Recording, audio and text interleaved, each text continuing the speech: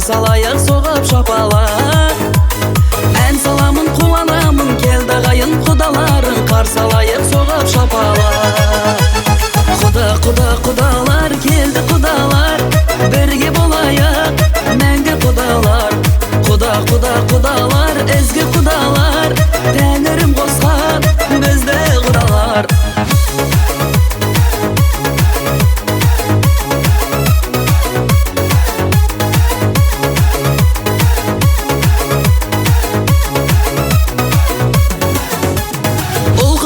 жарқырап еді той думаным халқыма көрік асылдардың арнасымыз тектілердің жалғасымыз әрқашанда салтына берік асылдардың арнасымыз тектілердің жалғасымыз әрқашанда салтына берік қазақтың жолы бойынша келген шаңырақ дұрыс па? Қыздарыңыз ұзай түсіп жатқан шаңырақ осы қара шаңырақ. Бұл енді шаңырақтың барлығы өздеріңіз білесіздер ғой. Бұл жақтағы үйлердің барлығын немістер мен орыстар тұрғызған. Дұрыс қой, немістер мен орыстар тұрғызған. Негізі сол кісілер біздің ата-бабамыз мекендеген, біз совет үкіметінде какой-то время сол кісілер тұрып қалған ғой осы жерде. Сол кісілер енді қысқа қысаған. Біздің қазақтардың 40-50 адамға құдалық істеп кіріп спокойно отыра берді. Қайда білсін ол кісілер? Алла қаласа Жұлдызбенен Азат екеуі жер кең, үлкен қылып құда күтетін залды салып әдемілеп үй салып алатын мүмкіншіліктері бар. Аллаға шүкір. 21-ші ғасыр замандан кеткен. Бұйырса сол екі кісінің қолында деп қояйық. Алла мантық берсін. Біздің Талғат ағамыз бен тәтеміз көмектеседі. Сонымен бұйырса Алла мантық берсе бұдан да кеңірек шаңыраққа. Ең бастысы бұл жерде ниет, көңіл деген дүние бар. Көңіл сыйса не деп айтамыз біз? Бәрі сият деп айтамыз. Кішкентай ғана қазақ үйдің ішінде бүйтіп айналып қана бір-бірімізге аяғымыз беріп жатқан қазақпыз. Дегенмен де Аллаға шүкір, міне просто мына комнатаның ғана пространствосы кішкентай, әйтпесе бөлек комнаталар көп. Барлық текелдегі қазақтардың проблемасы осы деп айтсақ та болады негізі жалпы. Құда күткенде үйге келгенде кішкене ыңғайсызданамыз. Мен ойлаймын, Алла мантық берсе, әрбір қазақтың жас жігіттерінің біз секілді міне өсіп келе жатқан құрдастардың ол барлығының планы бар. Қай-қайсының үйіне барсаң да үлкенірек зал салу керек. Неге? Құда келу керек деген мәселе ғой. Бұйырса сол күнге жете берейік. Қадамдарыңыз құтты болсын. Сөнбесін сезімдеріңіз жалындаған. Қолдасын баршаңыздар, Раббым Аллам. Қиындықта сабырлы болған жақсы, Аллаға да оңай деген сабырлы адам дейді. Зеугі бүгі әрқашанда әр иманға, тілдеріңіз келіп жүрсін калимаға. Бүгінгі құдалықтың сырлы әлемі айналсын Мекке менен Мәдинаға дейміз. Құдалық мыңжылдық болсын, екі жас бақытты болсын, той құтты болсын. Талғат ағам шаңырағына тек қана тойға келе берейін мен. Қосап қойыңдар. Енді бұйырса қазір ана шаңыраққа барып жақсылап, құдалық дастарханға барып жақсылап отырып, арқаны кеңге салып, кондердің астында астан дәмнен алып шығып, арқа-жарқа болып танысып, би-билеп тілек айтамыз. Бірақ енді бұл жерге келгендегі мақсат осы құдалар жаңағы қыздары келген шаңырақты көрсін, ақтан ауыз тесін, бір жақсы бата берсін деп келіп жатқан жайымыз ғой, дұрыс қой. Сондықтан да бұл қазақтың жолы, қазақтың ниеті осындай жатырған. Алдарыңызға міне жетісудың әдемі балғымыздан құйып жатырмыз, қымыздан дәмнен, өзіміздің апамыз қолдан пісірген бауырсақтан, Талғат ағам өсірген вишнядан, Азат өсірген банандан, айтсаң өндірік болып кетуі мүмкін. Алмалар текелінің алмасына келіп тұрады екен. Сондықтан да осы астан дәмнен алып ішіп жеп алыңыздар. Содан кейін бұйырса құдалық дастарханға барамыз. Бұл жерде кішігірім өздеріңіз келіп тізе бүгіп, бір жақсы бата қайырсын деген ниет қана бұл жерде. Сондықтан да қане қош келіп жатсыздар. Арқаны кеңге салып, құдаларыңыздың шаңырағы болса, ат байлайтын, арқа жазатын бір үйлеріңіз бар Текелінің төрінде. Бұл Текел деген тарихқа тұнған қала, өздеріңіз білесіздер. Ең Азия бойынша ең ұзын көше бізде орналасқан, білесіздер ғой. Жаңа сол жерге де сіздер өздеріңіздің табандарыңызды тіреп Текелі жазуына тоқтадыңыздар. Тура сол жерден Дінмұхамед Ахметұлы Қонаев көшесі басталады. Ол 36 километр 400 метрге дейін жалғасын табады. Екі таудың арасына кіріп кетеді. Сондықтан да осындай тарихи мекенге келіп табан тіреп тұрып жатсыздар. Осы қадамдарыңыз оңынан болсын.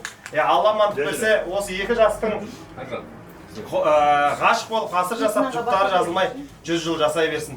7 наннан ауыссеңіздер, иә, 7 шелпек дейді ғой, 7 шелпектен ауыссеңіздер, содан кейін қазір әдемілеп батаны аламыз, ақырындап аяқ жазып, мейрамханаға барып, кеңінен отырып, танысып, арқа жарқа болып, осындай бір жақсы құдалықтың куәсі боламыз. Бұл жерде өздеріңіз көріп жатсыздар. Мен риза болам, Талғат ағамыздың туысқандарының бәрі жақсы.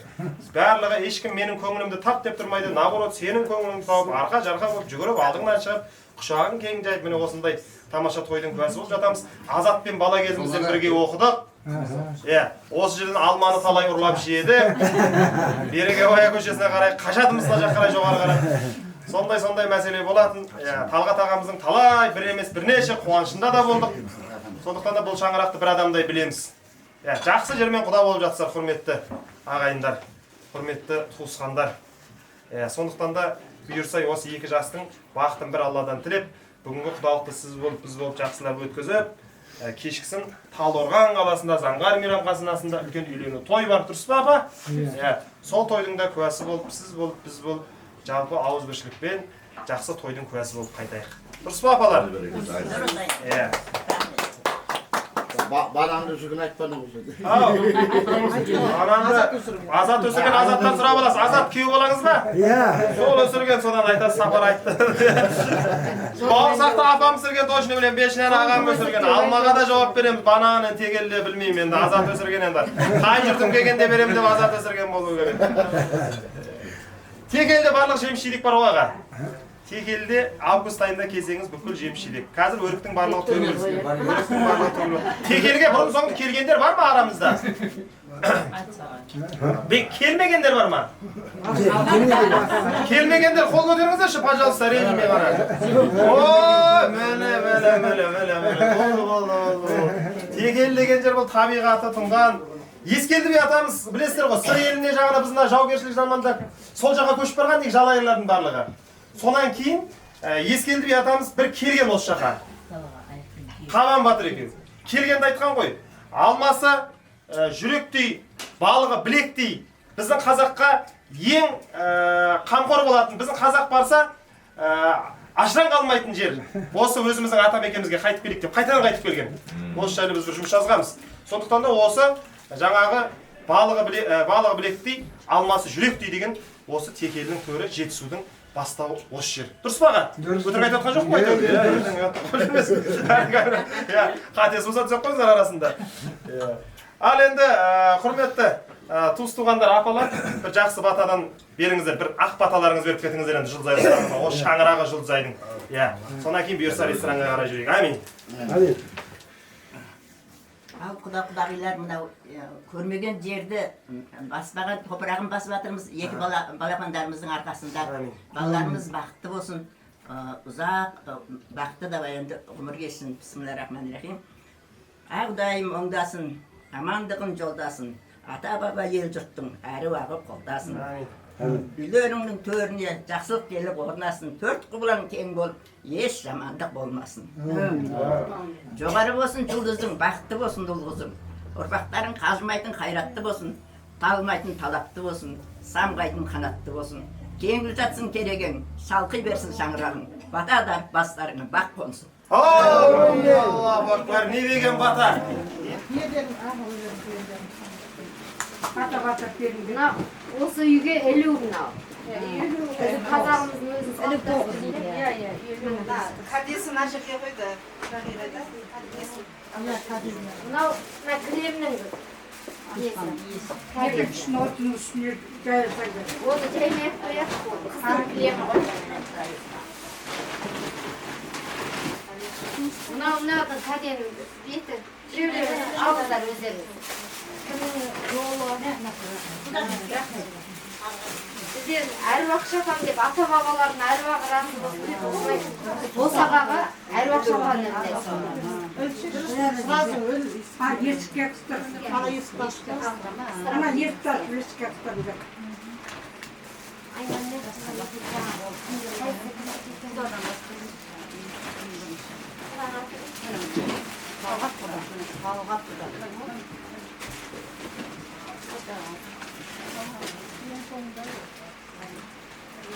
Талғат құдам. Қолыңызда келіп тұр ма? Ортаға еңіздер. Ортаға шақырайық. Құдағи, ортаға еңіздер. Келіңіз құда. Суретке түсеміз. Құдағи, шақырайық. Құда мына қаша келеді. Терлеп тұрып суретке түсеміз құда. Шешіп өтіңіз. Келіңіз. Киіңіз, болмайсыз. Тез суретке түсіретін қыздар дайын.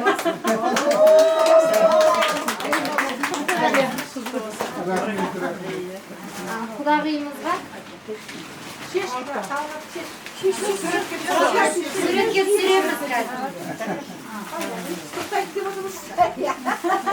Терлесін. Құдағиымызға пальто. Размері таңдағанса? Келіңіз. Киіңіз. Сіздер дейіңіз қалғандарын бүйтпейтесіз. Ереген деп размер. Құдағиға алтын комплекті. Өзіңіз тоздыңыз. Міне нелерді аласаңыз. Sıra sokuyor, sıra cibirsi şimdi.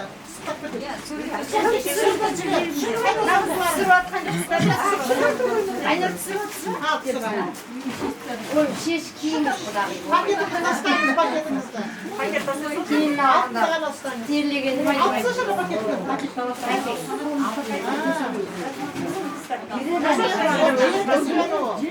Alın açtım.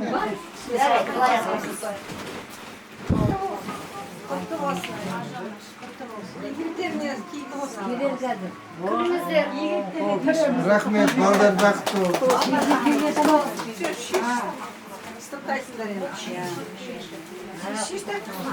Al kalganlarını büyütesiniz. Niye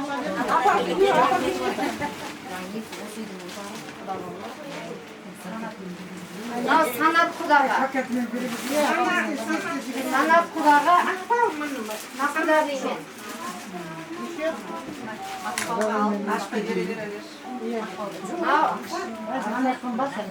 Ақбалға алтын сақина.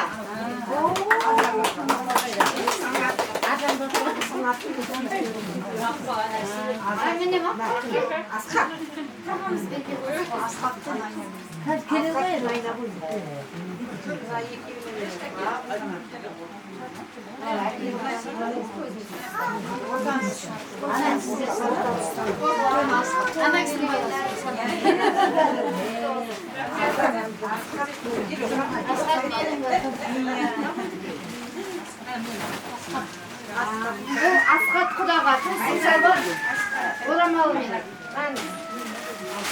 Құдағиндікі. Құдағиын аты кім? Айнагүл. Құдағиға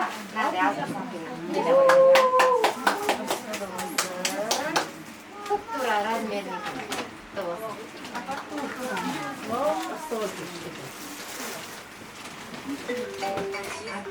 Сағынтай Марияш. Сағынтай құдамен Марияш. Аштай қояйын, е? Бәрі келді. Марияш құдағиға алтын сақина.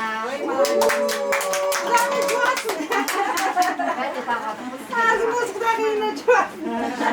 Gözüm kulağına kulağına. Kakras, tuğa mı geldi?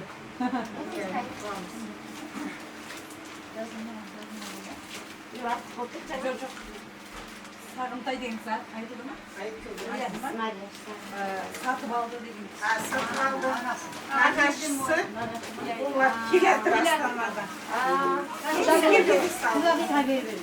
Satır aldım құдағымен. Құдағиндікі. Құдағи не атың? Жеңгесі екен ғой. Міне мәншік жеңгесінен андай алтын сақина. Рахмет.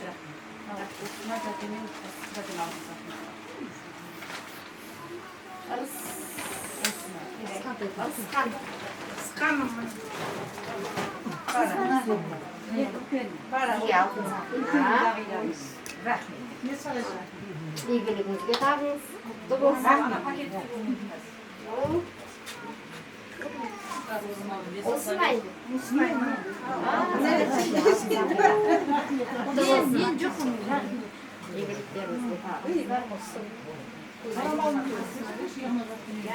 Olay akşamımızda kurtuluyor.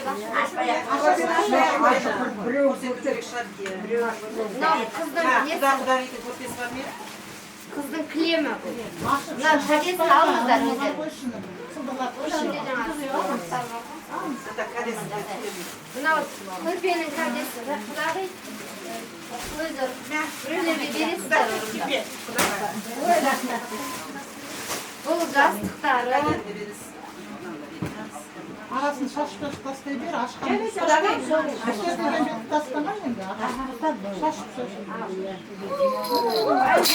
Havanın sudurmak.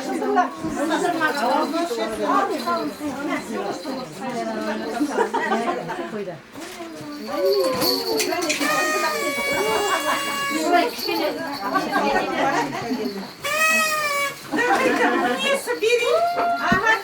Arkadaşlar siz Ankara'ya biliyorum.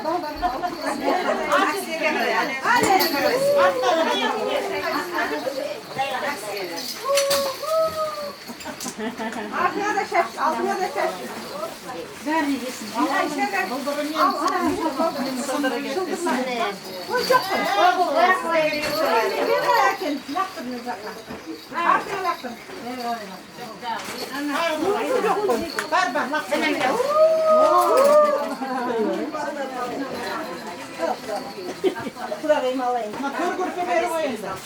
Kadesi.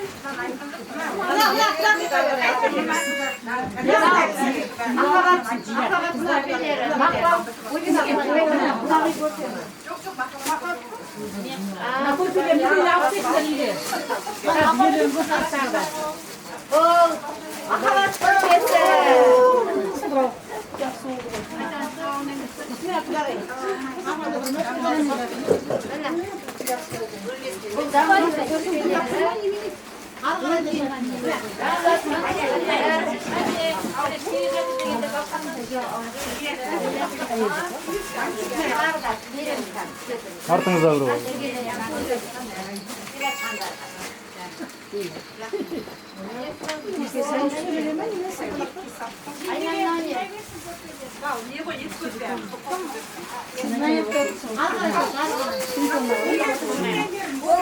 Yet görmesi.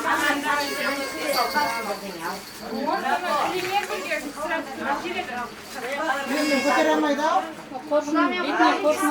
Xudodan xudoga chaqiraman. Aldab aparmasa ko'taraman.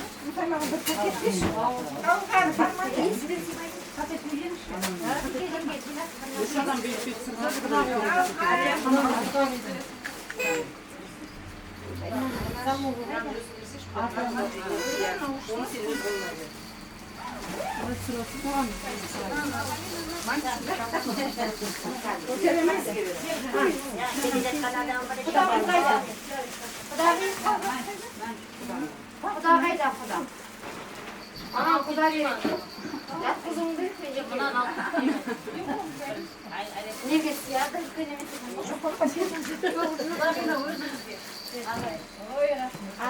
Kuda verin borcu. Bizde biz cenge gölüp degen var. Onu özünüz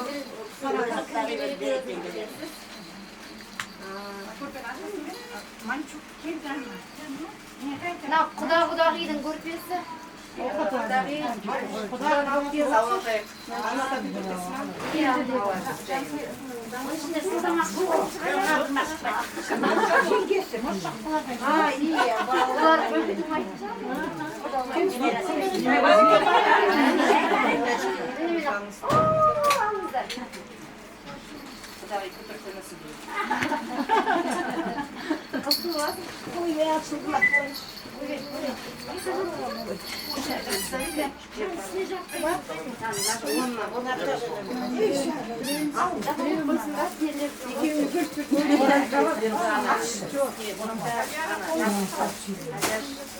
yapacağız? Құда мың жылдық.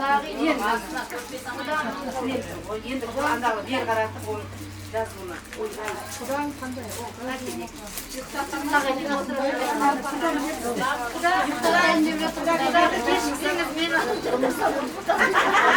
Қонағымыз келіп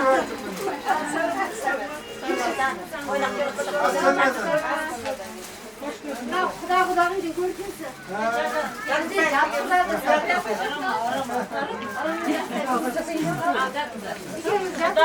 Құдасындай құдағи болсын. Құдағи жатыңыздар. Құдаға.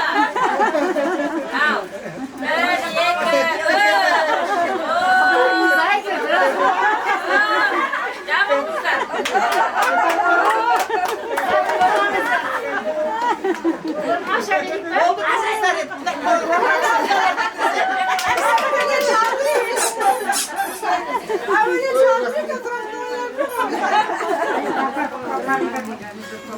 Енді мына Тасып кетсін да енді біртіндеп. Екеуі жатқанда отырады оны үйге апарған екен садақ тас уақытты өздері салады. Апарып тастайды. қазір садық болмай жатырмыз біраз уақыт. Шын айтып. Кел асырат көрпені алып кетіңдер. Өздері тастап Қоржын ашқына Қоржын ашады ғой. құдағи нан алып кетті. Қоржын алады. Қали гарнитурларын әкеліп берді. Мен даналар. Бақа ашпай қойып тұр. Өзектің жапқышы. Ашпай қойып тұр. Нан түбік нан тұр. Ендігісі былай ашпаймыз. Айтып айтып бере салсаңдар болды ғой. Мынау төсек жапқыш.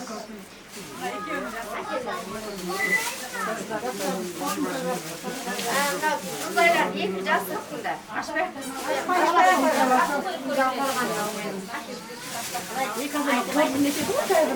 Алып кетеді ғой. Тасымаяды ғой. Неге тасымаяды үйге? көрсеткен әкелді берсе. Таси берсін сразу тасудан. Анарда не бар? Асхаттар қайтып Викалинаның кастрюль наборы. Ат шетіне қарай қой. Викалинаның қасық вилкасы мынау. Кухонне 37 персон. Мынау кухонне наборы. Бұл марка бар кісі.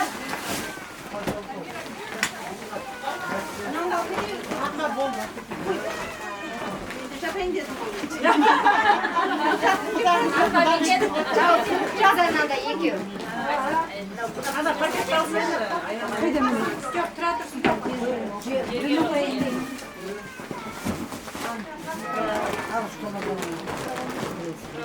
Микроволновка. Жерге қояйын. Жерге қояйын.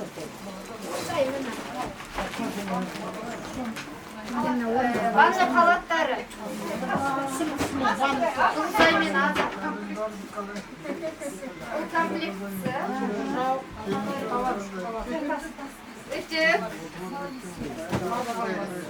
Напой.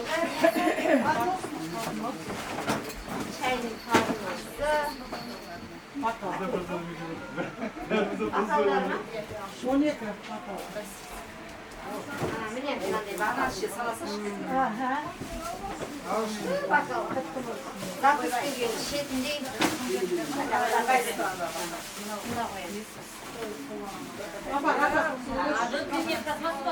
Мынандай қол орамалдары. Кухонный салфеткалары. Бұл жерде пастелдері. Көрпелердің пастелдері. Муслин.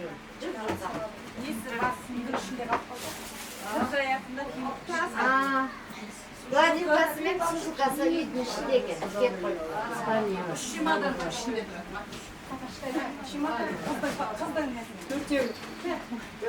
İçinde жоқ па? Чемодан.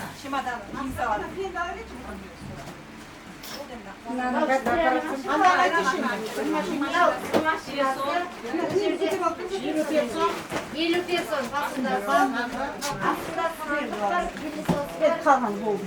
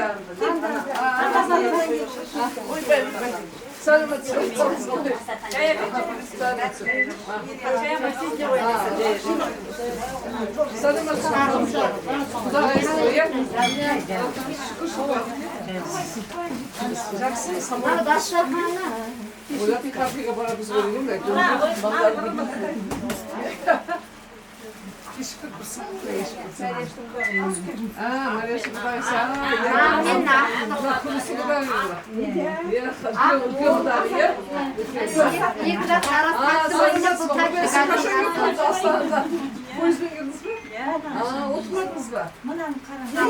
Yemiz çiğdekleri. Orada video oturuyorsunuz. Olsunlar. Na toy bastar. Ölsün alınızlar özleriniz.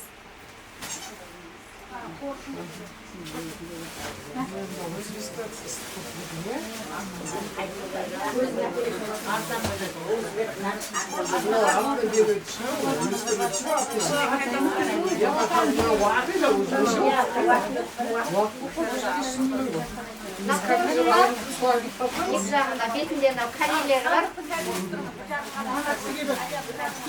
Buna bir жағын aç, bir жағын екі мағайға бересіздер ма? Naksı gibi mi? Ne? Mançuk mu? Opa, rahmet. Шақ сатайын десем, пышағын алып ақша істеп алайын деп. Жаңағы мынандай айналдыратынды айналдырайық. Соны айналдырайық, сосын баға беріңіздер, алып келген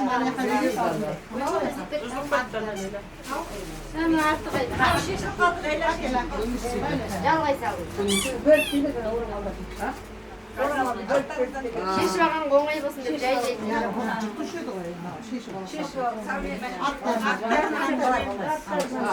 Oğlum içinde boy bulsun. Kırmızı ayak verin. Oldu, şu жетті ма?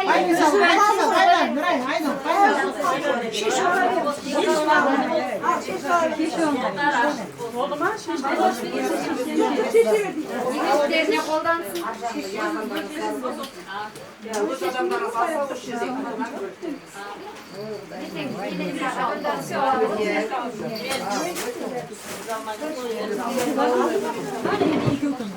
Енді не істейміз?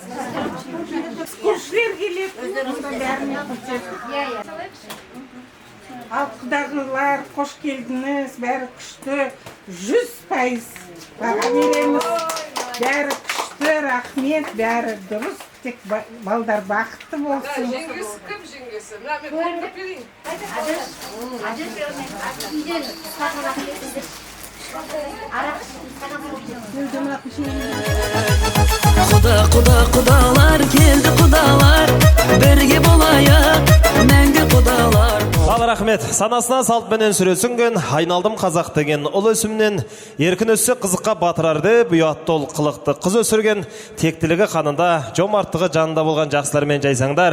Бүгінгі біздің берекелі мерекелі құдалық тойымыздың төріне баршаңыз қош келдіңіздер деп құдаларға бір қол соғып қояйық. Той құтты болсын ағайын. Қадірменді қонақтар, құдаларымыз ең сонау Алатаудың баурайынан Жоңғар Алатауының етегіне келіп, мінекей құдалық дастарханымыздың дастарханының төріне келіп жайғасып жатқан жайы бар. Мен көп сөйлеп созбайын, әдептен озбайын. Алдымызда қойылған ақ дастарханымызды бисмиллахи-рахмани-рахим деп ашып алу үшін жоғарыдағы үлкен кісілерден жақсы бір баталайын. Дұрыс па? Сонан кейін дастарханымызды ашық деп жариялайтын боламыз бұйырса. Қане, әмин. Ағдайым оңласын, оң жолында бастасын. Ағдастархан ылғы жақсылыққа жайылып, балалар бақытты болып, құдағымыз 1000 жылдық, күйеуіміз 100 жылдық болсын. Аман есен болайық, ауыз бірлікті болайық. Аман есен жолға берек, тойымыз көп болсын. Бала шағамыз өсіп өне берсін. Халқымыз аман, жұртымыз тыныш болып, осындай бейбітшілік заман болсын. Ой, тамаша. Ал енді құрметті жақсылар, алдағы салаттан, астан, дәмнен алып, салып, ішіп, жеп отырыңыздар, құрметті жақсылар. Түскі астың да уақыты өтіп кетіпті даже. Сондықтан да, давайте, астан дәмнен алып жеп отырыңыздар. Ас адамның арқауы дейді. Астан дәмнен алып ішіп жегеннен кейін ғана адам тілек айтуға, әзіл айтуға, ән айтуға, не болмаса біреудің жақсы сөзін тыңдауға құлақ асатын болады. Сондықтан да бірінші асқазанға сәлем жолдап алайық. Астарыңыз дәмді болсын. Алдағы астан дәмнен алып жеп отырыңыздар. 5 минут уақыт берейін, одан кейін тойымдары қарай жалғайтын боламын. Ай, тамаша. Ал енді құрметті жақсылар, сіздер енді алдағы астан дәмнен алып жеп отырыңыздар. Біз енді қуанышымызды бір таныстықпен жалғап жіберсек, келсет шығарсыздар оған, Әлде барлығыңыз бір-бірлеріңіз танисыздар ма? Жоқ, жаңадан келіп атқан кісілер бар шығар. Ортаға шыққан кезде танысасыздар ма әлде? Қалай жасаймыз? Соны келісіп алайық. Таныстырып жіберейік те осы жерде қазір салаттан дәмнен жеп атқан кезде таныстырып жіберейік, Талғат аға, күміс тәте. Солай жасайын ба? Біз жақтан давайте. Құдалар алдағы салаттан дәмнен алып жеп отырсын, біз жақта әдемілеп бір кісі таныстырып жіберсін. Талғат аға, міне. Осы бір-ақ стол қонақпыз ғой. Соны жақсылап таныстырып жіберіңіздер. Кім таныстырады? Тәте өзіңіз, ағамыз. Ал енді құда-құдағайлар, қош келіп жатсыңдар. Манадан бері айтып жатырмыз. Бүгін уже екінші рас көріп жатырмыз. Бір көрген қазақта қалай деп айтады?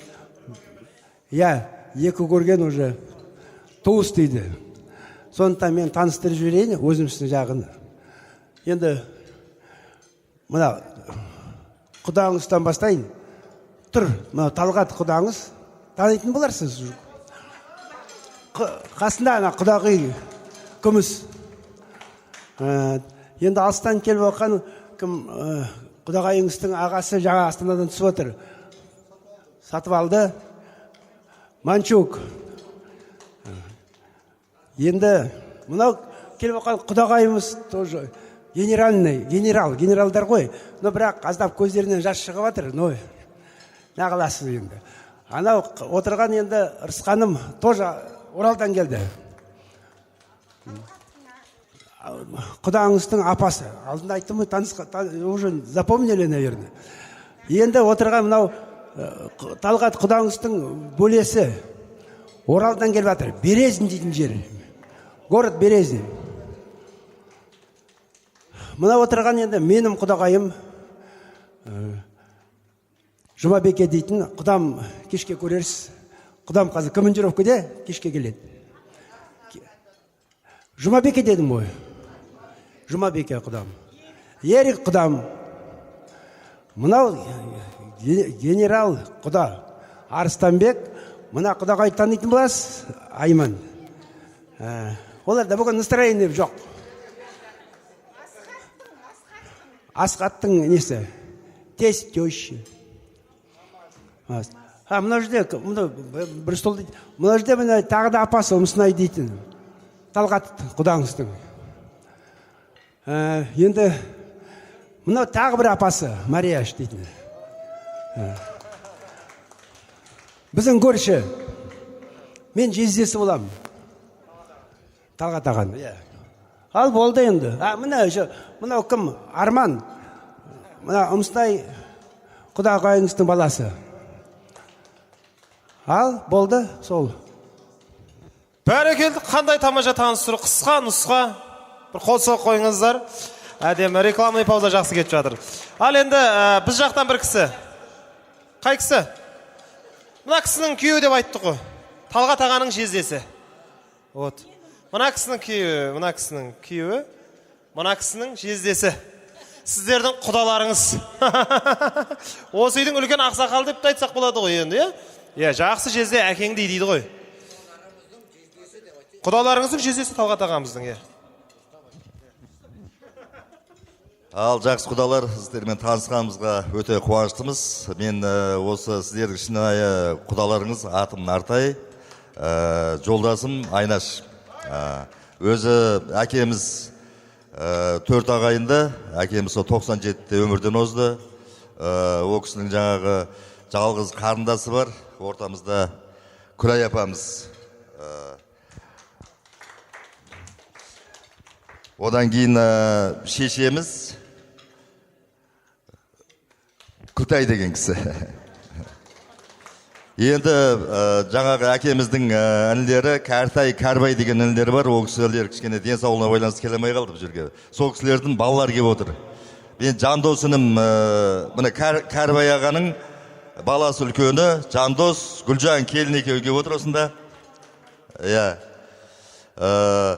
Одан кейін менің інім Айгерімде тұрады, Еркебұлан келін екеуі, Әлия келін, Әлияш дейміз өзіміз.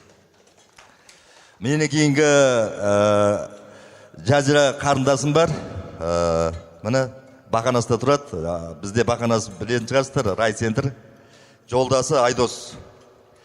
Енді тағы айтып кету керек, осы Айдостың жан жолдасы жанында отыр, Ернат бір орнына тұрып қойшы. Жақсы. Енді мен өзім жолдасым жағын таныстырып өтейін, біз жақ болды ғой деймін. Менің Ерлан інім бар. Ерлан інім қайда? Ерлан інім Сәулеш екеуі. Айда қарындасым бар Жаркентте. Тойға келеді ол кісілер кешке. Одан кейін біздің құдағиларыңыздың мамасы біздің орындайды де. Енешкеміз біздің. Сол кісінің үлкен қызы Ләйла. Аян деген бажамыз бар, о жұмыстан шығамай қалды шын айтқанда. Дәку Дәрбек деген бажамыз, біз өз 6 бажамыз. Бір адам кеп отыр енді үйден. Айнұр міне, Дәрбек жолдасы. Одан кейін Айнаштың ағасы, жеңгесі екеуі, Айдын, Аяулым. Одан кейін Ерлан бажа, Алтынай. Азамат бажа, Айгерім. Енді жаңағы Жұлзайдың алдындағы әкпесі Жездесі екеуі міне. Нұрай, Дарын екеуі. Гүлжан тұрдың қоя жаңа, көрдік қоя. Енді осында біз үлкен қайнаған бар. Өткенде құдалықта болды. Бір үйден бір адам деп отырып қой. Ақжол, Бағжол, Еріл деген балам отыр әне. Екеуі, қайнағаларым балалары. Мына өзім балам әне.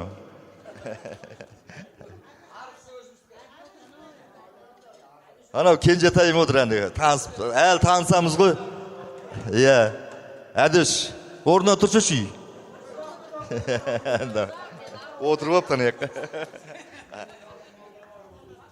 Ал енді мынау таныстығымыз енді құдалығымыз мың жылдық болсын. Сіздерге көптен көп рахмет. Жаңа кіреберістен бастап қарсы алып жатсыздар. Құда болса осындай ақ сыйласын енді. Рахмет сіздерге.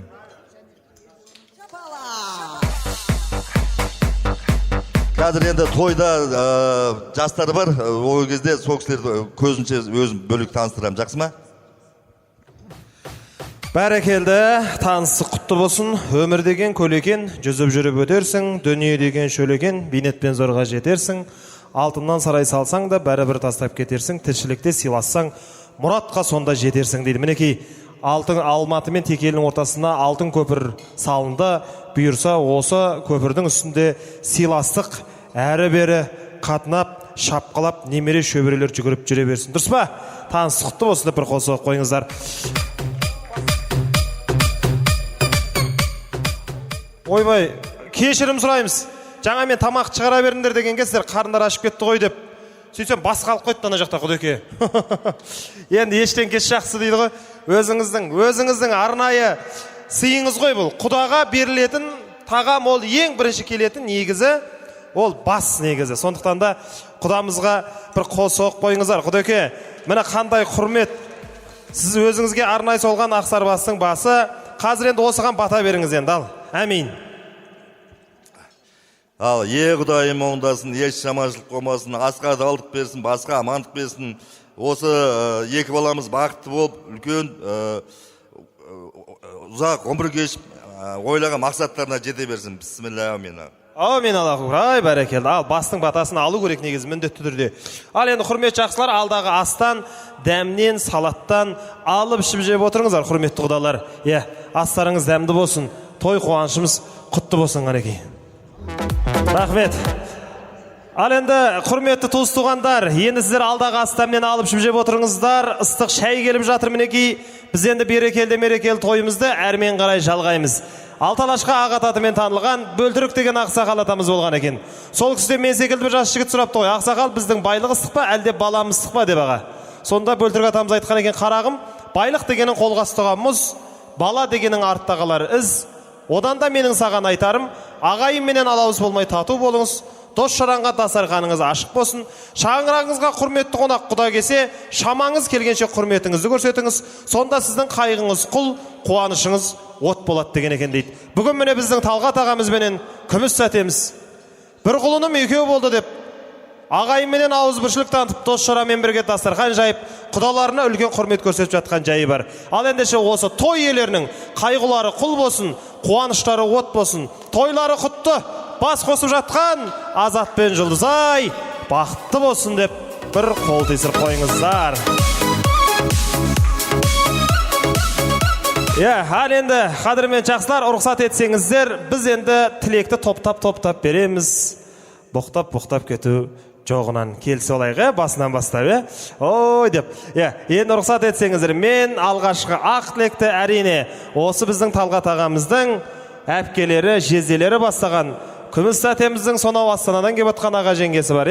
Ал енді осы кісілердің барлығын ортаға шақырайын, бір әдемі ақ тілектеріңізді арнаңыздар. Ал келіңіздер, әпкелер, ағалар, жеңгелер, жезделер, туысқандар ортаға.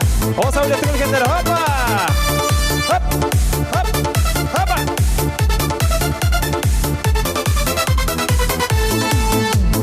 Маңғыстау Дархан даласы, Ақжүрек Ақтау қаласы, Ақтауда менің досым бар, сыйласып тапқан жарасым.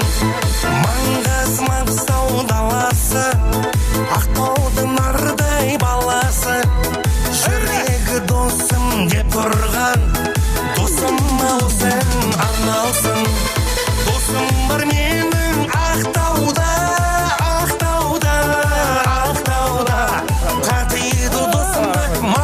мен бар ғой құдаларшы, сіздер келет деп 11-де бардым ғой мына үйге. Сағат 11-ден бері осы биді көріп келатырым ғой мен. Молодеси. Жасқа қарамай, міне жүрек жас қой, главный, жүрек жас, көңіл қуанып тұр. Біздің тәкеңнің кішкентай ұлы үйленіп жатыр деп мәз-мәйрам болып жүр. Шын ниетпен келген қонақтар, қадамдарыңызға Алланың нұры жаусын. Той құтты болсын қанекей. Қай жақтан бастаймыз? Ал енді құрметті құдаларым, қош келдіңіз. Енді қадамдарың құтты болсын, балдарымыз бақытты болсын. Енді Астанадан келген, Текелден келген құдаларым да бәрі де қош келіп атсыныз бәріңіз де. Текелдегі құдаларым да, Астанадағы құдаларым да бәрі де қош келдіңіз. Рахмет көп келгеніңізге біздің тойға. Тойымыз құтты болып, балдарымыз бақытты болға еді. 1000 жылдық құда болға едік. 1000 жылдық құдамыз, құдалыққа бәріңіз де қош келдіңіз. Балдарымыз бақытты болсын. 1000 жылдық құда болуымыз.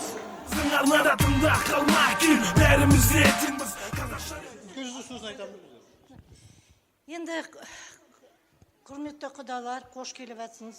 Біздер өте қуаныштымыз. Осы тойымыз жақсы өтіріп, біздердің арамызда енді туыс болып, бірге өткізіп жіберейік. Главное, что балаларымыз бақытты болсын. Көп айтатын не жоқ, тойда айтарымыз. Қазір аздап не.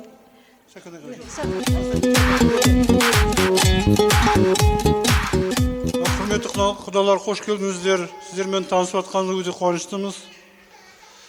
1000 жылдық құда болайық. Екі жас бақытты болсын. Шаңырақтар биік болып, ұсталар берік болып, бақытты болсын. Тек қана өмірде барлық жақсылық тілеймін.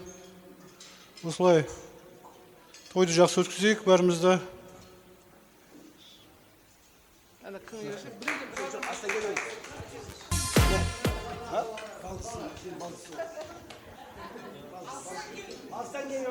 Ал енді құрметті қонақтар, құрметті құдалар, мынау енді бүгін бөленің ұлы отау құрып, шаңырақ құрып, мына құдалық деп бас қосып жатыр осы дастарханға. Мына қазір енді қазақтың салты кафеге жинайтын болып қой.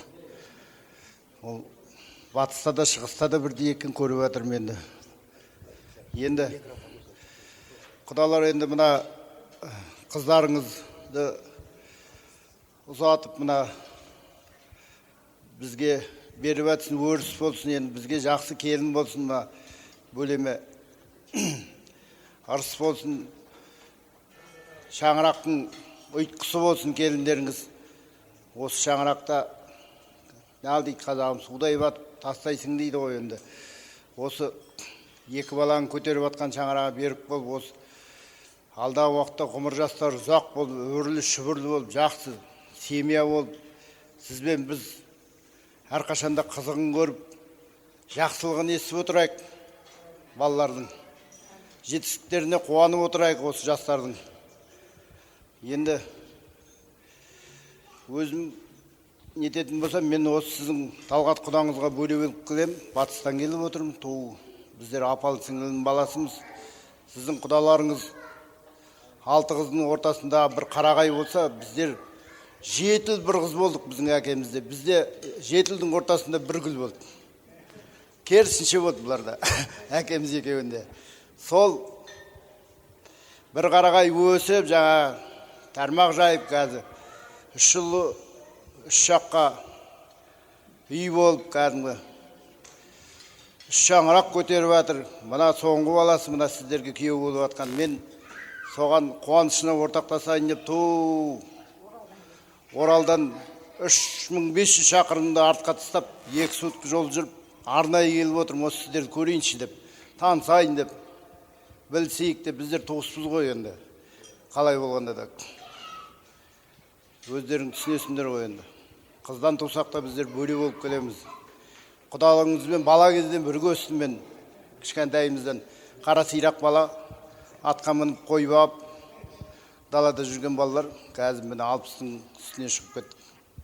Балаларымызды үйден үй болып жатыр, ал өмір деген осы ағып атқан, сол ағымға лесіп жатырық енді. Әке-шешелеріміз дүниеден өтіп кетті, бәрі де марқұмдар.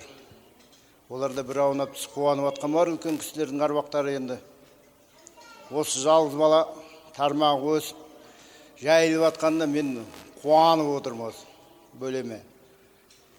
Енді қуанышымыз жағынан болсын құдалар, банаға айтқаным. Жақсылығымыз мол болсын. Әрқашанда осы балалардың жақсылығына керек. Балалардың да банағы нелері, ұрпақтары көбейіп, әрқашанда 5 тойдан, арылмай 5 тойда басымызды қосайық, жақсылықта көздесейік. Біздер енді қазақ қарға тамырлымыз ғой енді қай уақытта да. Сұрасып кетсек, қазір бір-бірімізден құда болып төгедіміз. Ал, иә. Жақсылықта жүздесек, құтты болсын. Болдыңыздар ма? Точно. Жақсы, ал айтқан ақ-тілектеріңіз қабыл болсын. Жай ғана отыру деген әңгіме жоқ. Құдалармен бір партия билеу керек. 3500 шақырым тастап құдашалармен, құдағилармен билеймін деп келген кісілер бар арамызда. Я тек елден отырып күнде тауға жүгіріп демалып, құдалармен билеуім керек деп жүрген адамдар бар арамызда. Я Астанада Есілдің бойында жүгіріп келген кісілер бар құдалармен билеймін деп. Сондықтан да я баршаңызға бір тамаша ән, құдаларды ортаға шығамыз. Бір партия би, кеттік ортаға, жібер. Опа! Құдаларды алып келеміз ортаға, құдалар. Тез, қане. Бірақ құдалар өздері-ақ шығады ғой, өздері-ақ. Молодец, опа!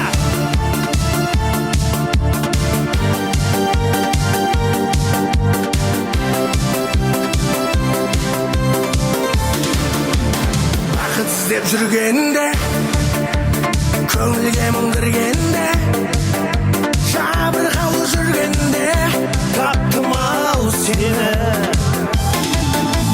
Сұрланғанда айналам, өзің жайлы ойланда,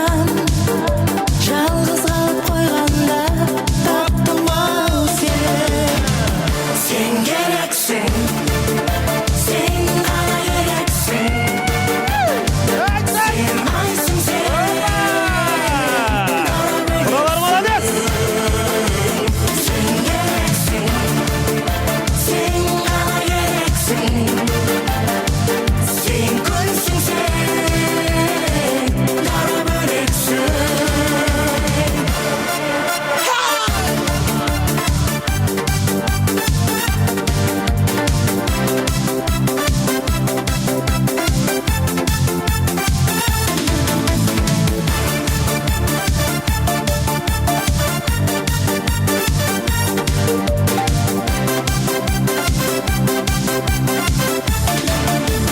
Өзім қалып бөлмемде адамдарды көрмеуге, жалғыздыққа көнгенде таптым ау сені. Қылығыңды аңдылап, жүрегіңді жаңғырып, сүю үшін мәңгілік таптым ау сені.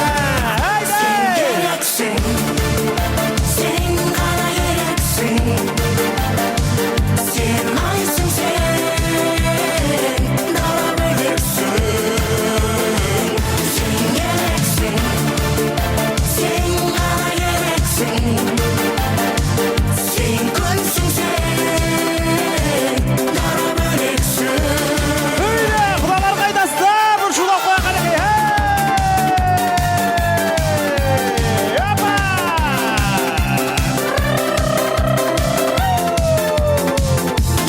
Algat ağamızın bağlar kayda. Hey!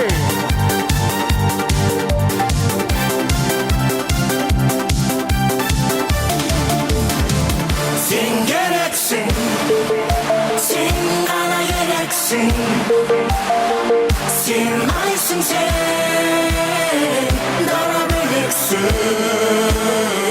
Sen gereksin, sen bana gereksin. Sen gülsün sen, dara böreksin. Oy barakelda. Келіңіздер, ақтасырған басына жайғасып алыңыздар. Ой, қандай тамаша, міне осылай бір 5 минут арасында бір секіріп билеп қойыңыздар. Әне молодец, нағыз биші қыздар келіп жатыр мінекей. Ал енді қане, құрметті жақсылар, қадірменді қонақтар, ақтасырған басына жайғасып алыңыздар. Енді міне мерекелді дастарханымыз әрі қарай бір дәстүрлі өзіміздің әдемі тағамдарымызбен жалғағанды жөн санап жатырмыз. Қазір бізде төсқақтар деген тағамды сіздердің назарларыңызға ұсынатын боламыз. Енді бұл төсқақтардың кішкене тарихына тоқталып кетейін. Алматыда төсқақтар бересіздер ме құдаларға? Ау?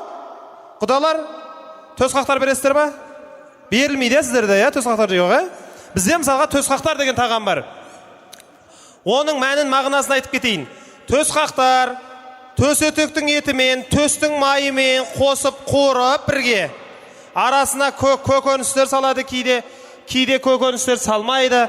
Сөйтеді де Ахай, біздің жаңа. Сөйт. Неге береді ал? Не деп береді ал? Білесіз ба, айтыңызшы алған. Айтайын. Қараңыздар, сосын он не дейді? Құдаларға береді. Мағынасы мынау. Төсетік ең қатты мықты еттердің бір екен. Осы еттей төсетектің етіндей. Құдалардың арасы ажырамастай мықты болсын. Төскейде малымыз, төсекте басымыз қосыла берсін деп біздің жетісулық ағайындар құдаларға береді. Менен сіздерге өтірік айтпай қояйын. Қарағандыда той басқардым, Астанада той басқардым.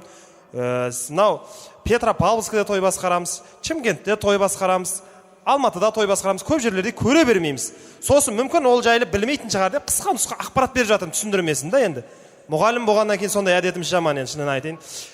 Сондықтан да осы құдалығымыз мыңжылдық болсын. Біздің екі ағамыздың арасы ажырамастай мықты болсын төсетектей. Төскейде малдары, төсекте бастары қосыла берсін. Біздің апаларымыз осы екі кісілердің балаларына, немере шөберелеріне батасын беріп жүре берсін. Дұрыс па? Көгеріп өніп өсе берсін деп, біз төсқақтар береміз. Музыка маэстро. Төсқақ, құда дегізген. Әні жоқ айтқандай. Төсқақтарды жегізген. Төсқақтарды жеген соң нағыз құда. Пақа құйрық бауырдың әнін айта тұрайық енді, ала тұрайық енді. Төсқақтарды жеген соң нағыз құда дегізген. Рахмет, керемет. Төрде отырған құдаға төсқақтарды берейік. Құдалар қалай екен, төс қақтар күшті ма? Төс қақтар дәмді деген құдаларға қолды соғып жіберейік. Сыраз, ойбай, мен бір нәрсе, ең маңызды нәрсені айтпаппын ғой. Азғантай налогы бар, көп емес. Азғантай налогы бар, платный тамақ. Мысалға Алматы мен Текелінің ортасына келсеңіздерде терминалға 1000 теңге бересіздер ғой. Сол сияқты төс қақтардың да азғантай налогы бар. Дұрыс қой Талғат аға? Азғантай өзінің налогы бар. Налогты да ұмытып кетпеңіздер. Сіздер осы жақта айналып болсаңыздар, мына жаққа да кеп, беріп атсыздар ма, жеп атсыздар ма? Қалай екен? Дәмді ма? Күшті ма? Ас болсын, сіздерге жұғысты болсын. Ортаға қойып кетіңіздер, сонан кейін төс қақтарды асықпай алып жеп отырсын.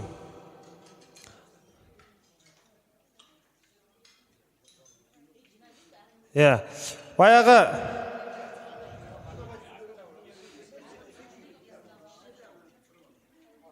төс қақтар қалай екен деп сұрап атса, бір ағамыз айтады дейді ғой. Ай, басқасын білмеймін, закускіге өліп тұр екен деп. Сол айтпақшы, құдалардың алдына қойып кетіңіздер. Әдемі тағам, күшті тағам, адамның денсаулығына пайдалы дәрумендермен жасалған. Талғат ағам өзі бұл қойды бағып, қағып, неше күн арпа, таза бидай беріп баққан 6 ай. Сонан кейін суық қорада ұстаған, әбден семірсін деп. Сол қойдың еті бұл. Бере қойыңыз. Бізге болмайды апа. Болды, қайтадан қуырамыз қазір. Басынан бастап бір қой соғып қуырыңдар енді. Далаға шығып кеткен кісілер бар. Күйеуі келген кезде ауыз түсе керек, дұрыс, жұғысты болсын. Өте ақылды әйел екенсіз, маладес. Күйеуім шығып кеткен деп күйеуін ойлап отыр. Жұғысты болсын деп отыр ғой бұл кісі де. Біз де құда болайық, құдағи болайық деп. Өте маладес. Ал енді құрметті ағайындар, міне тәте, мына жерге қойыңызшы. Мынаны беріңізші ма. Ақша берем дейді, нәгеншік, ақша берем дейді. Сосын күйеуіне береді екен, далаға шығып кеткен кісілерге береді. Сіздің тілегіңіз қабыл болды, ниетіңіз қабыл болды міне. Сол деп қоясың ғой. Жақсы. Ал төс қақтарды жеп алған кісілерге құдалық 1000 жылдық жұғысты болсын, құтты болсын деп бір қол соғып қойыңыздар. Ал енді қадірмен жақсылар, құрметті ағайындар, енді сіздер рұқсат етсеңіздер, мерекелі тойымыздың, бүгінгі қуанышымыздың төріне келіп жатқан құрметті де қадірменді біздің құдаларымызға бір қошемет соғып қояйық. Сонан кейін ол кісілерді әдемілеп ортаға тілектің алаңына алып шығайық. Себебі бұл кісілерде өздерінің жақсы тілегін, әдемі ниетін сонау алыстан арқалап кеп жатқан жайы бар. Ал енді біздің жезде ағамыз құдаларымен 100 грамм алып қойсын. Сонан кейін барша құдаларды біз ортаға билетіп алып шығамыз. Құдамыз бенен құдағиымыз ба? Сізге құдағи барсын ба жаңа кісілер? Құйрық бауыр тартқан кісілер барсын ба? Ойбай. Бәрін, общий. Онда құйрық бауыр тартып алайық. Сосын бірақ беріңіз, Сосын бірақ беріңіз. 2 тәрлікке сап бөліп бере саласыз ғой. Кеттік. Ал ендеше рұқсат етсеңіздер, ортамызға жап жаңа. Тағы кемсөйді кесіңіз. Тады, аға кесіңіз. Ақша береді. Тек құдаларды өздеріңіз қарсы алып алыңыздар. Сіздердің құдаларыңыз ғой, біз жай әшейін былай қызметте жүрген адамдар ғой. Қалай саға? Көңіл күй бәрі күшті ме? Талғат аға мала. Күмсате қалай, жақсысыз ба? Қалай, кішкентай 3-ші келін алып атсыз ба? Мәне ма, қалай, күшті ма? 3 ұлың болып, 3 келін болып атса қандай бақ? Бір қол соғып қоймаймыз ба ағайындар? Бізге жұғысты болсын деп, осы міне біздің Талғат ағамыз сияқты бір кісінің 3 ұлы бар екен. 3-еуін шақырып апты. Бері кел депті. Шақырыпты да бір қойды сойыпты. Етін бөліп тастапты алдарына, айтыпты. Ұлдарым айта қойыңдар, мына қойдың етінің қай жері жаман депті. Сонда үлкен ұл тұрып айтып жатыр дейді. Тез қайнайтын өкпесі жаман деп. Оны естіген ортаншы айтып жатыр. Ансандық қайнамайтын бауыр жаман деп. Бір ұлы өкпе, бір ұлы бауыр жаман дегесін ағамыз кенжесінен сұрап жатыр дейді. Азаттан сұрағанда мен кластасымнан. Ой бала, мына ағаң өкпесі жаман деп жатыр, мына ағаң бауыр жаман деп жатыр. Сен қай жерін жаман деп айтасың? Сонда кенже ұл айтыпты ғой. Әке, алдымыздағы жатқан қойдың етін ешқандай жаман жер жоқ. Себебі еттің жаманымен жақсысы болмайды. Адамның ғана жаманымен жақсысы болады. Егер сұрағыңыз келгені, мына қойдың етінің қай мүшесі жаман десеңіз, мен мына тілменен көз айтар едім деген екен дейді. Алла тағала осы бас қосып отқан жастарыңызды, тойдың төрінде отырған мына құдаларыңызды осы екі жаманнан сақтасын. Тілдінің тілінен сақтасын, көзінің көзінен сақтасын, аспаннан келетін алапат пен жерден келетін пәлекеттен сақтасын деп бір қол түйістіріп қойыңыздар. Қарап тұрым Талғат аға, жыл сайын жасарып келатсыз, молодец, күшті. Биігіңізде өзгеріп, бір қимыл әрекеттер күшті. Күміс ата, өзіңіз қалай? Билеп жүрсіз ба, жақсы билеп жатсыз ба? Ма? Жақсы, молодец. Ал ендеше сіздердің құдаларыңыз шақырайын деп жатырмын. Баяғыда бет ашар ашып тұрмын. Деп бір апамыздың атын айтып ортаға шақырып жатырмын. Апамыз көрімдікті алып былай келе тұрса, апам айтып жатырмын ғой, апа, көрімдік беріп жатсыз ғой, той емес па, билеп келсеңізші деп. Сөйтсем апам айтады, қарағым дейді, ақша берген деп билеп баратын кімді көрдің? Сол ақшаны қалтаңа салып алып кететін сен емес пе? Өзің билеп тұр дейді да маған. Сол айтпақшы, бұл кісілер қыз беріп, қуанып марқайып, өрістері кеңейіп келіп жатыр. Келінді албаған сіздер емес пе? Сондықтан да құдаларды ортаға билетіп алып келіңіздер. Дұрыс па ағайындар? Ал ендеше музыка маэстро барша құдаларды ортаға билетіп алып келейік әреке. Құдалар келіңіздер! Хопа! Көмектесетін кісілер болса давайте. Талғат аға мен Күміс атеге көмектесем дейтін кісілер болса ортаға билетіп алып келейік құдаларды.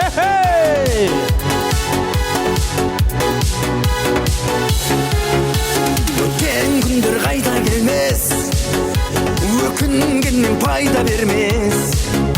Бақытты бол басқа жанмен қайдайын. Не жазым мен жаным саған, қарамасаң кеттің маған.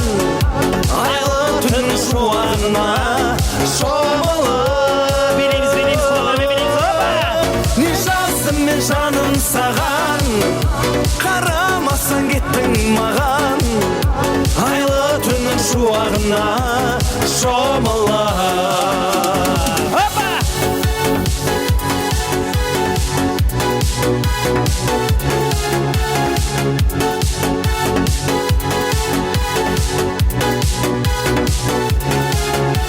Өзге жанның құшағында еркелейсің, күлімдейсің.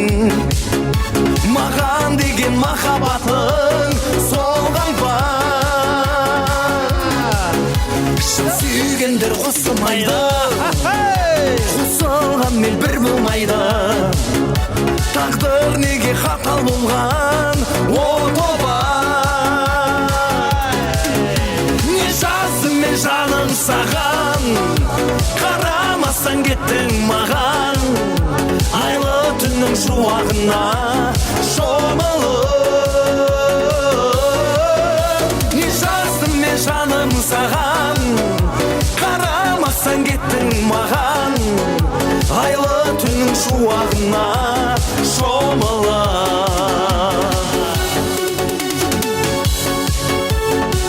Қайдасыздар, құдалар дауыстарыңыз естілмейді құдалар. Талғат ағамыздың бауырлары қайда?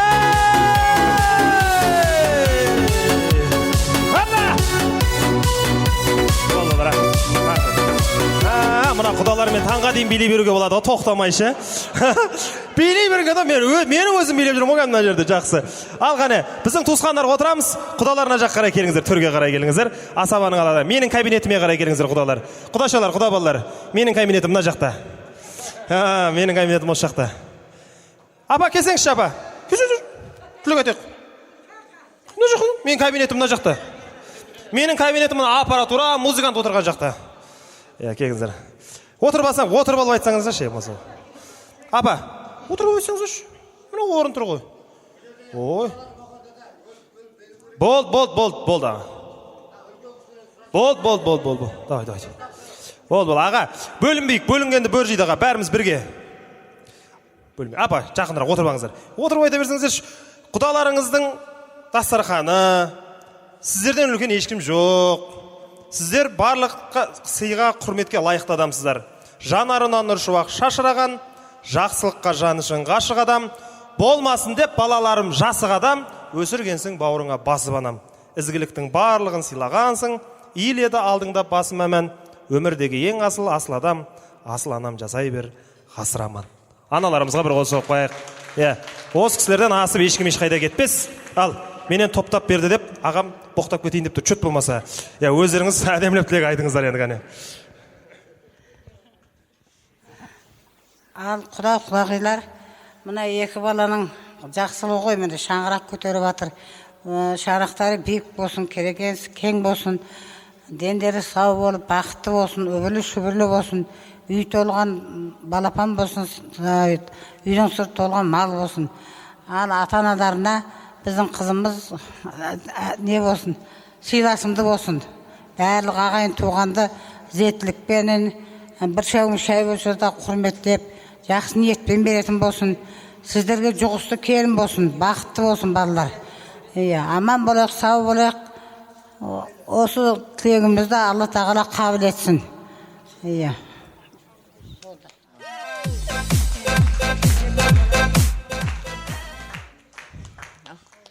Құрметті құдағилар, бүгін мені екі жақтан осы балалардың арқасында екі жақтан бас қосылып жатыр. Ағдастарханда ақ тілектер айтылып жатыр. Осы екі бала бақытты болсын, жастары ұзақ болсын, дендері сау болсын, өбірлі-шүбірлі болсын, шаңырақтарынан шаттық кетпесін, үйлерінен денсаулық, тыныштық, бақ, береке кетпесін.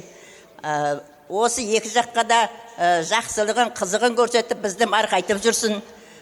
Біздің Жүкас әніміз сіздерге жақсы бір сыйлы келін болсын. Сіздің балаларыңыз бізге сондай салиқалы бір шіркінай Нартайдың күйеу баласындай дейтіндер азамат бала болсын. Ал енді не айтамыз, осындай Ағдастарханда осы екі баланың бар қуанышын бірге бөлісіп, аман есен болып жүре берейік. Алла жар болсын, аман болыңыздар.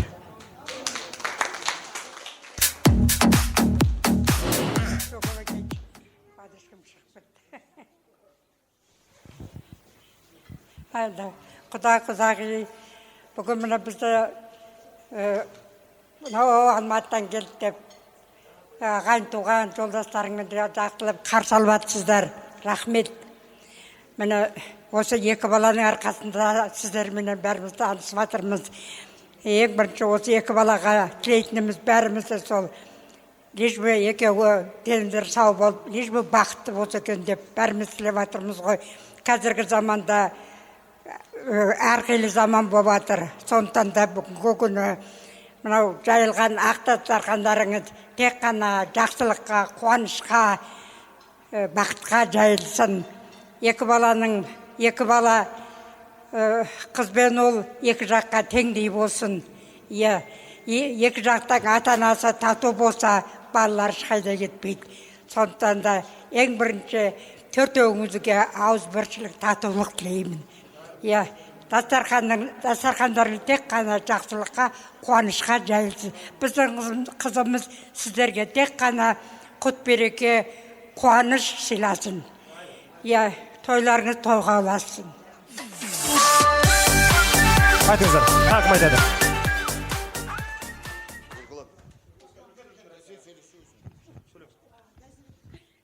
Ал енді құдалар, мынандай құрмет көрсетіп атқаныңыздарға рахмет. Мынау кісілер сөйледі ғой, үлкен кісілер. Бұл кісілерден артық ештеңе айтуға мүмкін емес. Бірақ енді біздің қызымыз бақытты болса болды, жыламай жүрсе болды. Сіздердің алдарыңызда сіздерді бақытты қылсын біздің қызымыз. Бәріңіз бақытты болыңыздар. Құдалар, сіздерге бақыттан басқа ештеңе тілемейміз.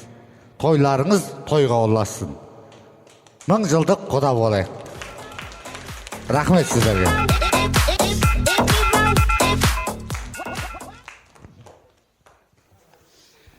Ал енді құрметті құдағилар, сіздерге біздерден жалынды сәлем.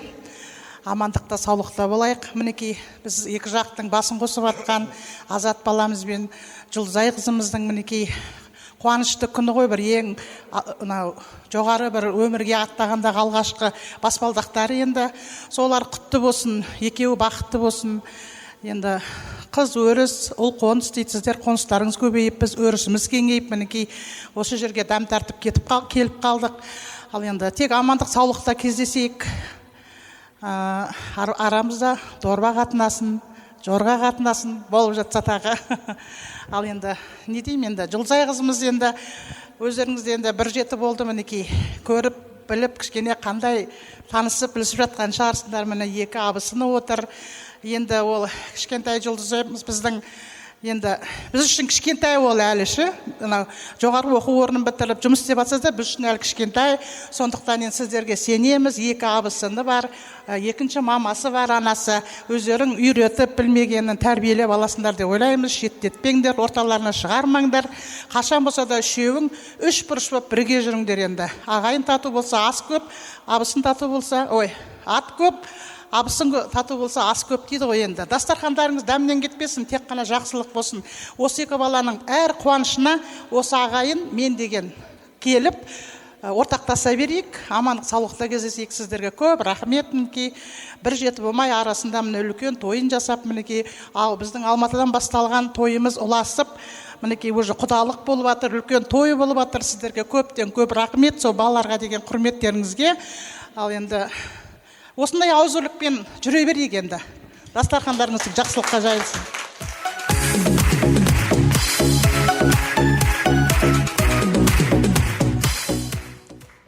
Ал енді құрметті құда-құдағилар, мынау енді екі баламыздың арқасында осынау Текел мен Балқаштың ортасын екеуі қол ұстасып жалғап жатыр. Құдалығымыз мың жылдық болсын.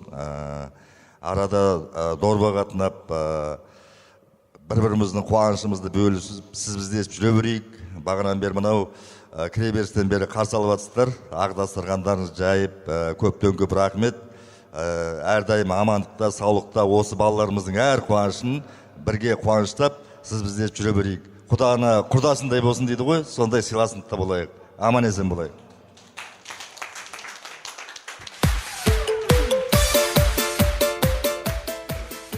Құрметті құда-құдағилар, екі жасымыз бақытты болсын, Жұлдызай мен Азат. Ұстаған қолдары мәңгілік болсын.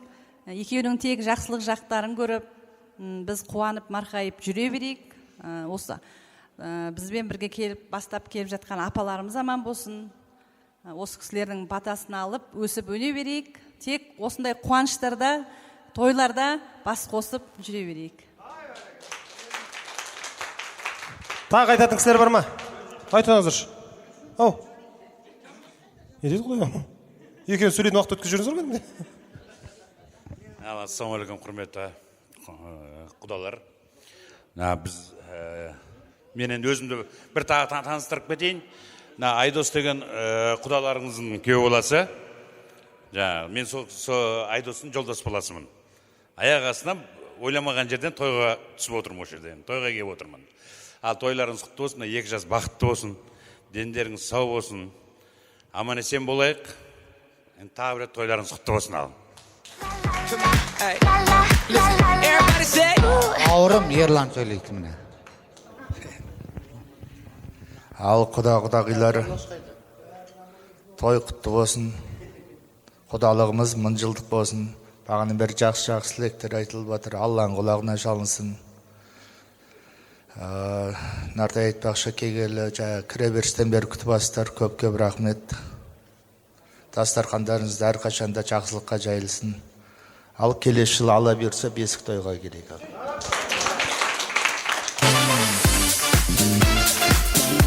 Рахмет. Айтамыз ба? Болдық па? Точно. Жақсы. Ал айтқан ақ тілектеріңіз қабыл болсын, той қаласа берсін. Не болып кеттіңіз? Ау, давай сөйлейпа. Сөйлейпа екеуіңіз. Тойда? Болды. Жарайды. Билейікші, давайте. Билесек билейік. Ал айтқан ақ тілектеріңіз қабыл болсын. Төрден алған орындарыңыз ешқашан төмен түспесін. Мәртебелеріңіз биік болсын. Апалар, ортаға биге. Келіңіздер. Талғатаған командасы ортаға. Қызыл тариф көп айта беру. Әдемілеп билейсіз құдалармен. Опа! Ең жақсы билерді көрсетеміз құдалармен бірге. Ең әдемі билер. Маған жердің бетінде бар ғой бірақ.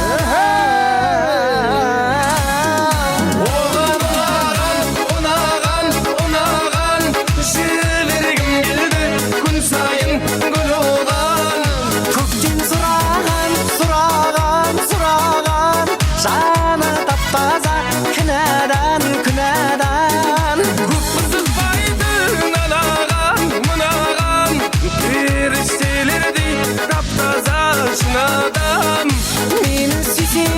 мың ару мың адам, мен тек сол қызды сүйдім деп қуанам, қатты қуанам.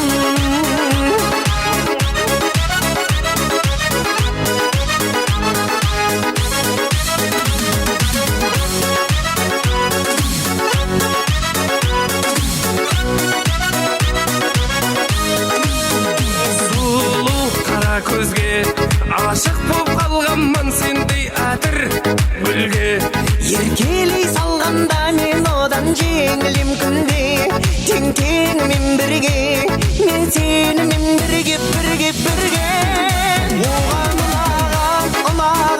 ұнаған жібергім келді күн сайын гүл оған. Мені сынаған ол үшін айға бараман көп қызықпайтын анаған жасандылардың ішінде шын адам. Мені сүйсе де мың ару мың адам, мен тек сол қызды сүйем деп қуанам, қатты қуанам.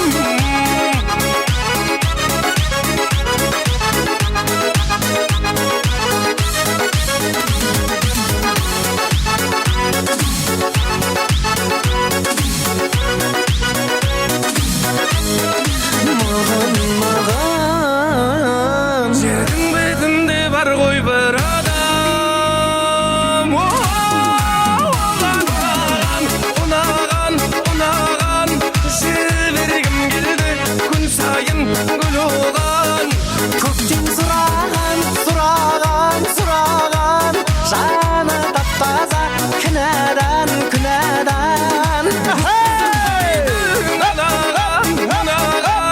періштелерде тап-таза шын адам. Мені сүйеді мың ару мың адам, мен тек сол қызды сүйдім деп қуанам. Рахмет, бол. Келіңіздер, ақ дастарханның басына жайғасыңдар. Келіңіздер. Ей, жандарым. Биді қатырады екенсіздер, енді базар жоқ, әңгіме жоқ. Әңгіме жоқ. Биге әңгіме жоқ. Басқасы басқа, биге әңгіме жоқ. Сразу айтып қойын. Басын ашып. Молодцы, өте молодцы. Биге жақсылап дайындалған екен. Біз жақтан да ағаларым биге дайындалған екен. Сіз жақтан да дайындалған екен биге. Тойға келгесін осылай жүру керек қой, құрметті жақсылар. Бір тойларға бар қиналып кетеміз ғой кәдімгі. Өзіміз жүгіріп билеп кетеміз ғой, ақшалап атқасын. Лаж жоқ, тойды көңіл көтеру керек. Бүгін сіздердің билеріңізге қарап билегіміз келіп жатырды. Риза болып жатырмын. Аяқ қолдарыңызға Алла дерт бермесін. Тек қана тойда билеп секіріп жүре беріңіздер, құрметті жақсылар. Мына дастарханымыздың төріне кеп, әдемі тілегін айтып, барлығы бір ауыздан, бір жеңінен қол, бір жағадан бас шығарып, үш апамыздың тілегіне қосылып, жақсы тілек айтқан құдаларға бір қол соғып қойыңыздар. Енді осындай әдемі тілек үшін осы тойда алмасаң қашан аласың деп алып қойыңыздар. Ой, молодец. Алып қойыңыздар.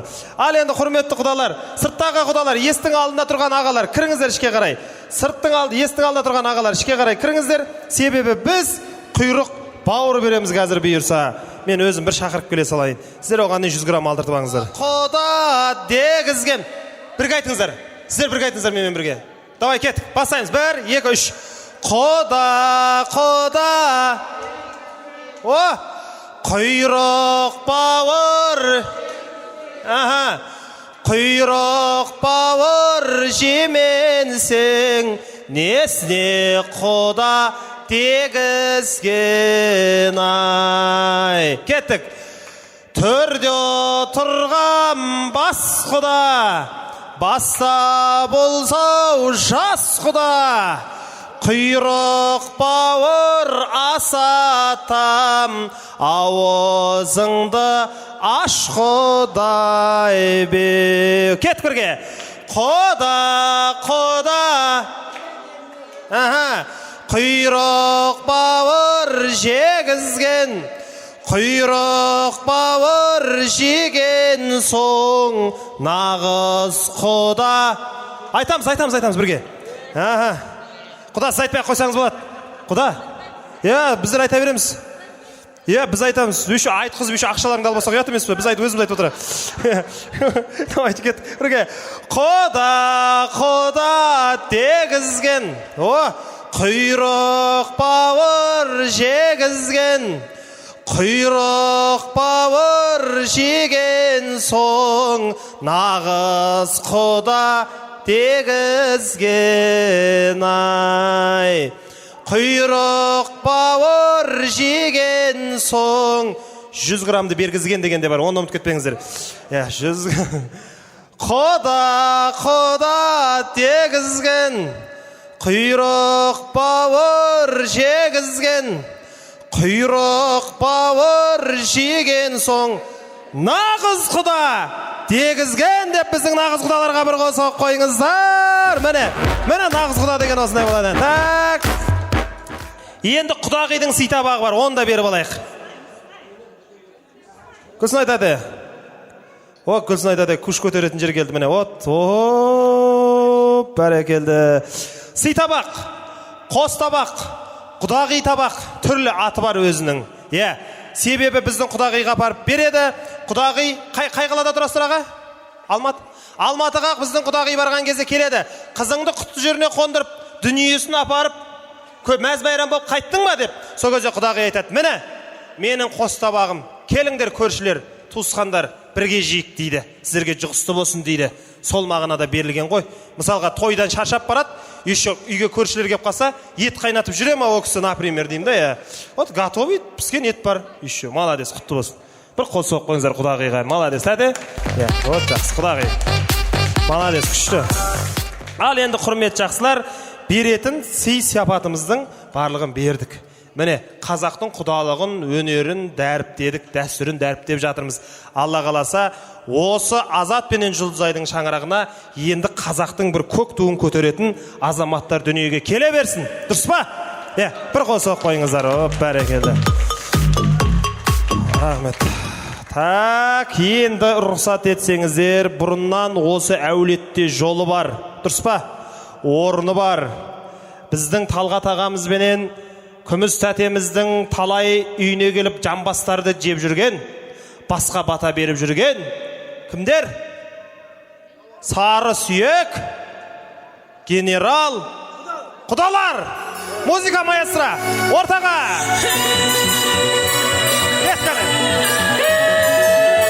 Жаңа құдалар күшті билеп кетті кәне. Генерал құдалар қалай билеп келеді екен?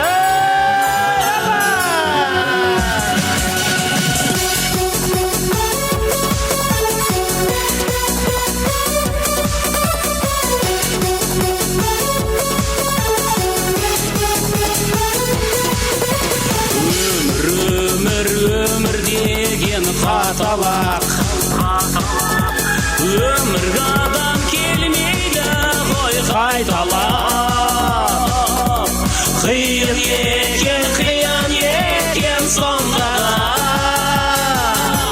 өмірдегі ең алғашқы махаббат.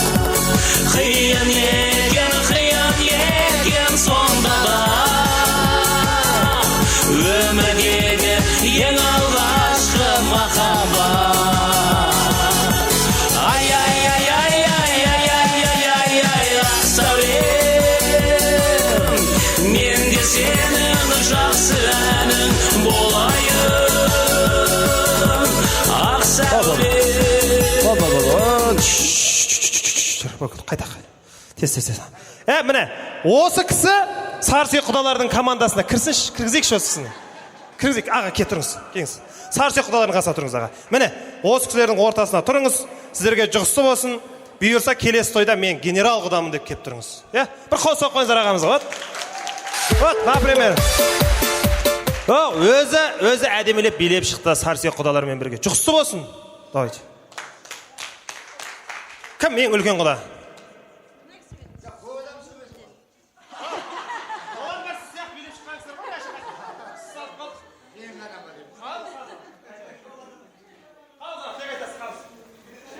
Ал енді қош келдіңіздер.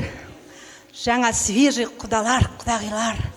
Келгендеріңіз бақытты, осы екі баланы бақытты болсын екі бала. аспандары ашық болсын. Біздің келін осы үйдің несін бақытты қылам деп келсін. Осы кенжесі осы үйді бақытты қылам. Осыларды, осы әулетті бақытты болып, көп үйде бала болсын, қорада малдар мал болсын, аспандар ашық болсын. Осылай бауырларына көп рахмет. Талғатты мен өте қатты жақсы көремін құдаларыңызды. Сондай кішіпейіл, күміс екеуі. Балаларын жақсы тәрбиелеген, өте жақсы тәрбиелеген. Балалар үлкенді сыйлайды. Келіндері Алла тағала өзі специально, келіндері сондай, прямо айта алмаймын, бақытты келіндері. Талғат пен күміс өте бақытты. Келіндері сондай сүйкімді, барлығын біледі, барлық жолды біледі, барлығын. Екеуі де бірінен біріне аузын еттір. Енді үшінші де сондай болады. Сіздің балаңыз, қыздарыңыз бұл сағаға келген бақытты болады. Сол бақытқа қуана беріңіздер. Үйлері балаға толсын, қоралары малға толсын, аспандар ашық болып, жолдастары көп болсын. Күміс пен Талғатқа сендерге көп рахмет. Осындай 3 баланы асырап, сендерді ойлап, особенно екінші балаңа мен өте ризамын. Сондай жақсы бала. Үшеуі де сондай жақсы бала. Жақсы жерге келді балаларыңыз. Қуаныңыздар. Өте тәрбиелі. Енді прямо айта алмайым, прям құдағилар да тәрбиелі, генерал құдағилар да тәрбиелі. Бұларға да көп рахмет. Қыздарын өте жақсы асыраған, жақсы тәрбиелеген. Сізге де көп рахмет. Сізді де бүгін танысып отырмын. Тойда көргенде мұтқапын уже. Бақытты болсын балалар бәрі де. Сіздердің өкшелерің, балаларыңыздың өкшелерін, кішкентай келін, сіздердің 3 ауысын тату тәтті болса, астары не деуші еді қазақша? Ас көп болады дейді. Халқымызға көп рахмет. Менің құдаларыма да рахмет. Мен бұл кісілердің өзім единственный құдаларым. Құдағиым өте көп рахмет. Қыздарын алып отырмыз. Жаманшылығы жоқ. Кішкентай көйлектерім бар. Бұларға да басымды кием. Қыздары жақсы. Балам мен өте қуаныштымын. Балам да қуанышты. Келіндерім жақсы. Енді біздің өкшемізді Талғаттарды басып отыр. Бақытты болыңдар. Бәріңізге де үйлеріңізде осындай той болсын. Күлкі кетпесін баланың. Аспандарың ашық болып, дастархандарың мол болып, күліп ойнап жүре берейік. Тойдан тойға ласа берсін.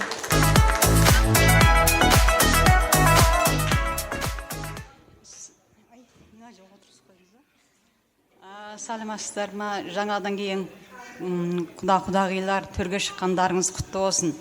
Қадамдарыңызға нұр жаусын. Біздің балдарымыз Жұлдызай мен кім құда баламыз Азат беді? Азат бақытты болсын. Аңсаған армандарына жетіп, дендері сау болсын. Ақ жаулықты аналарымыздың жолын бассын. Талғат құда, күміс құдағи, бүгінгі мына қуаныштарыңызға қуаныш қосыла берсін. Тойға ұласын, той қазынаға ұласын. Биыл жас келін болса, ендігі жыл ана келін болсын. Жұлдызайларыңыз. 5 тойларға келейік, құда қаласа. Жақсы күндері кездесе берейік. Апалақ соқпасын. Ассалаумағалейкум құдалар, төрлеріңіз құтты болсын. Осы 2 жасымыз бақытты болсын. Шаңырақтары биік, босағалары берік болсын.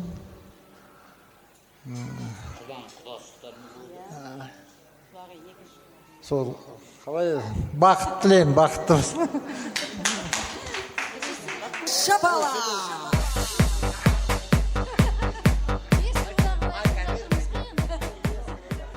Ал енді анау Алматыдан жол тартып, біздің текелімізге кеп, төрімізге шығып отырғандарыңызға құтты болсын.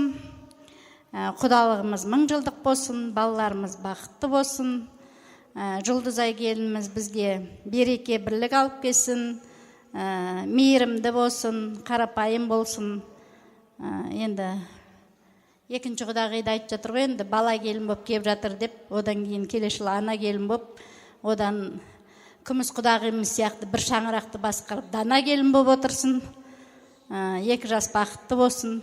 Азат үйлендірген мен шығармын, көрген сайын айтам ғой, қашан үйленесің. Соны маған айтып жатыр ғой, мен үйленейін деп жатырмын, құдалыққа барасыз деп.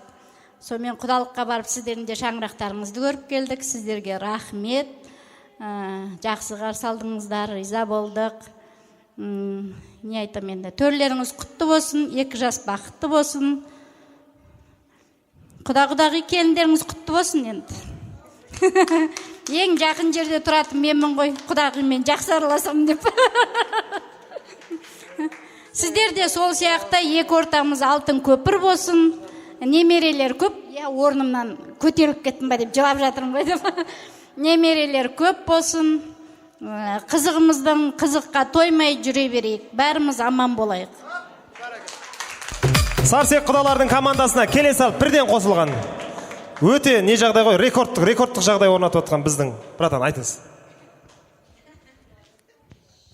Ал енді мынау тамада айт деп жатыр ғой, мен сіздерді өзім туған құдам екенді ойладым.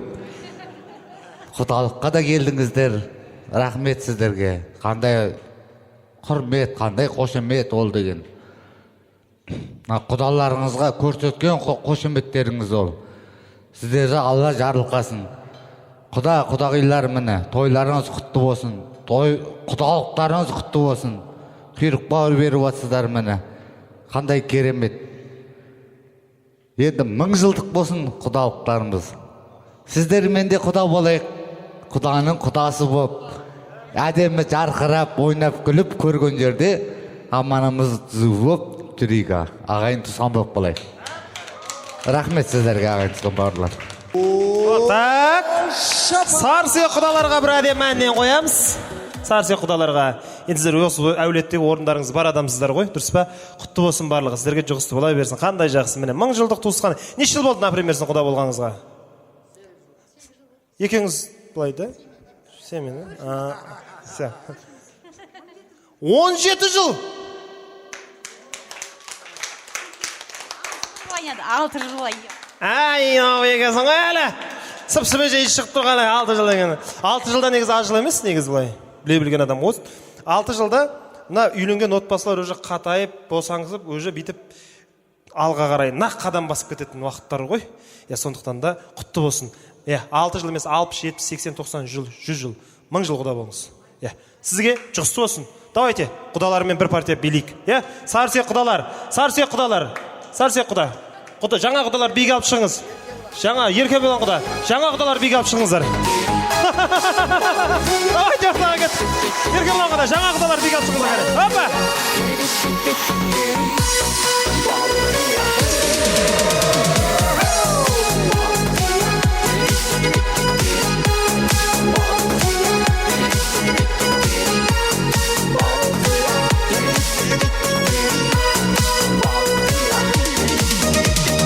Кездестік сол кеште тойда, дедім бірден анамая, жүрмейді екен жүрекке айла, құдаша қыз маладая.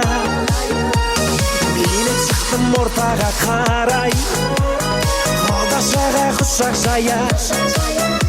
Ей қарындас есімің қалай, қара Гая, есімің Балғадиша емес Балқия. Құдаша билейікші кел бір партия, бақытты болуыңа мен гарантия. Балқия, Балқия, есімің Балғадиша емес Балқия. Құдаша билейікші кел бір партия, бақытты болуыңа мен гарантия. Балқия, Балқия.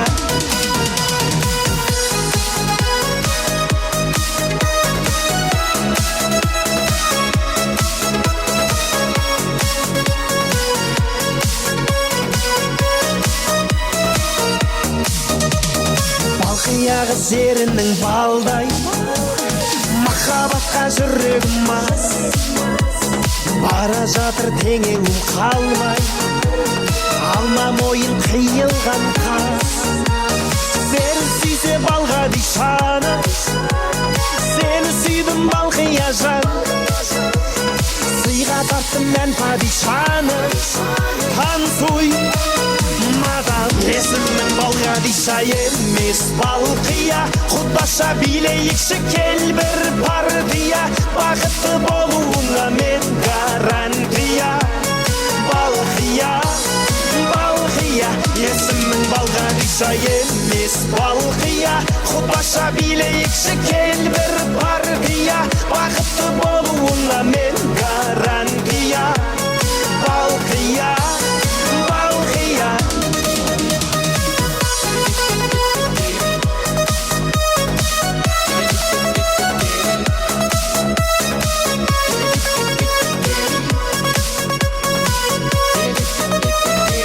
Есімің балға диша емес балқия, құдаша билейікші кел бір партия, бақытты болуыңа мен гарантия. Балқия, балқия, есімің балға диша емес балқия, құдаша билейікші кел бір партия, бақытты болуыңа мен гарантия. Балқия, балқия.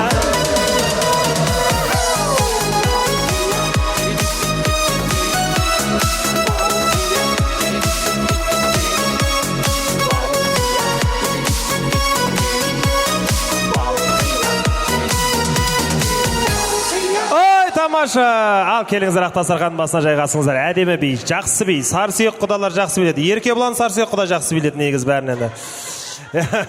Келіңіздер, жаңа құдалармен жақсы биледіңіз. Бәрекелді. Еркебұлан құдаға айтып қоямын қазір. Еркебұлан құдаға тойға барған кезде бірінші сыйлықты осы кісіге бересіздер. Бірінші сыйлықты биші құда деп Еркебұлан құдаға бересіздер. Мен айтып қояйын сразу. Келсіз қойым. Ал енді қане, сары сүйек құдалардың тілегіне бір алып қойыңыздар. Сары сүйек құдалардың тілегіне бір алып қойыңыздар.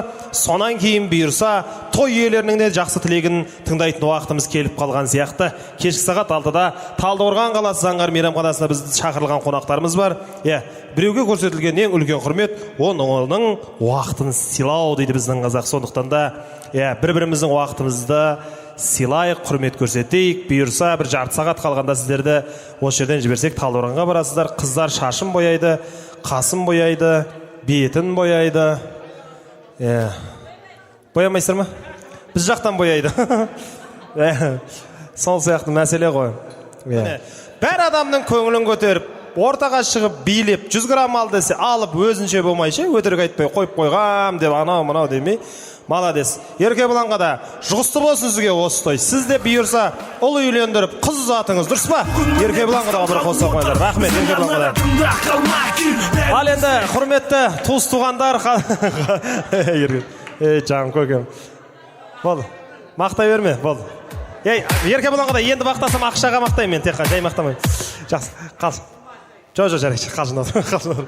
Жақсы, ал енді құрметті қонақтар, қадірменді меймандар, енді айыпқа бұйырмайсыздар. Жаңа өздеріңізге жағдайды түсіндіріп айттық. Сіздер де міне алыс жолдан келдіңіздер, өте жақсы. Алыс жолдан келіп, ең басты міндеттеріңіз орындап жатсыздар. Біздің міне құдағидың есіміңіз қалай еді құдағи? Айна тәтеміздің, біздің ағамыздың басты міндеті мына қыздың үйіне көрпе төсегін беріп, дұрыс па? Осы қызымыздың бір жасауын көрсетейік ағайындарға деп, осы ниетпен келдіңіздер, соны әдемілеп бердіңіздер. Енді міне шаңыраққа келіп, құйрық бауыр асатып жатырмыз, бізде өз кезегімізде төсқақтар беріп жатырмыз, сыйтабақ беріп жатырмыз. Аллаға шүкір. 5 сағаттық құдалық тойда дастарханның басында отырсаң да, осы сценарий. 1,5 сағат отырсаң да, осы сценарий. Сондықтан да, оның әрі бері дейтін ештеңесі жоқ. Дұрыс қой, келсесіздер ғой менімен. Біз өз уақытымызды әдемі ұтымды пайдаланып келдік. Енді рұқсат етсеңіздер, баршамыздың басымызды бір дастарханға жиып, ұлы үйленіп, бүгін міне Алатаудың бауырайында әдемі той жасап жатқан Талғат ағамыз бен Күміс тәтемізді. Ұлдары келіңдер, келесіздер ме, Асеке? Сіздерді ортаға шақырамыз. Той иелері келіңіздер. Тойларыңыз құтты болсын. Деніңді боса, бұл дискотека из 90.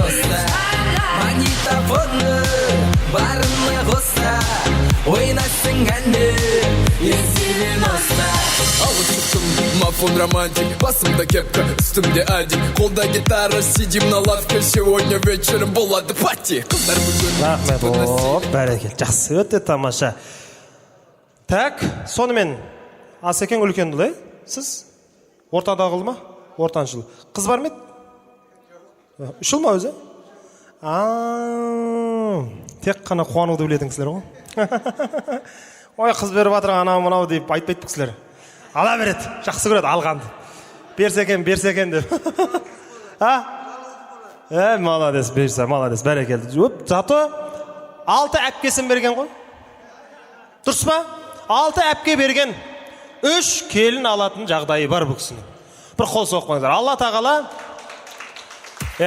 мен ойлаймын, Алладан әділ ешкім жоқ шығар. Барлығын ойластырып, пландастырып қойған ғой. Қандай жақсы. Ал енді, Талғат аға, қуанышыңыз құтты болсын. Тойыңыз тойға ұласа берсін. Шаңырағыңыздан шаттық, босағаңыздан бақыт кетпесін. Ал қане. Бірінші ұлдар айтсын, сосын өзіңіз Завершай еще.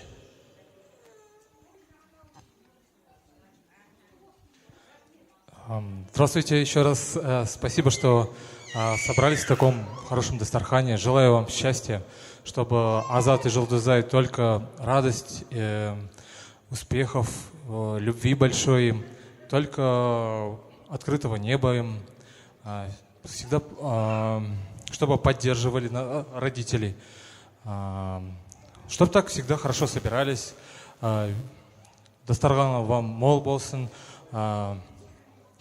счастье было, чтобы почаще так собирались на хорошему поводу. Спасибо большое, что приехали. Рахмет, большое вам счастья, здоровья. Пап, мама, Кудаларга, со Астаны, спасибо, что приехали. Всем гостям рахмет большое.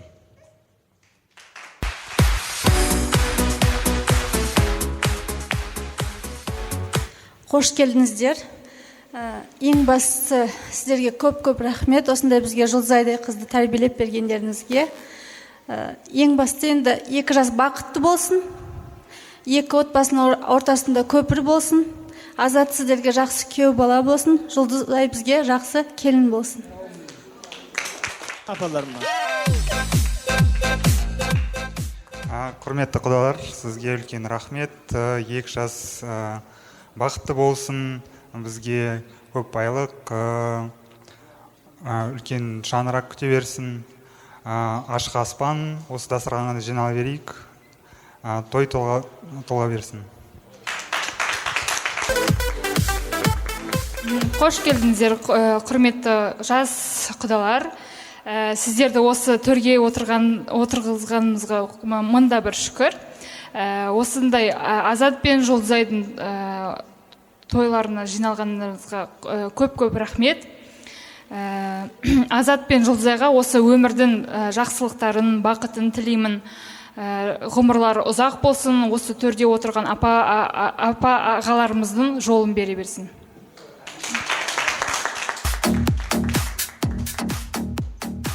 Құдағилар, қонақтар, бәріңізге рахмет. Осы 2 баланың арқасында құдағи болып жатырмыз.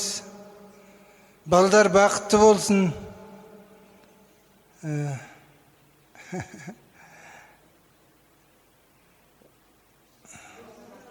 Рахмет сізге. Амин болайық бәріміз.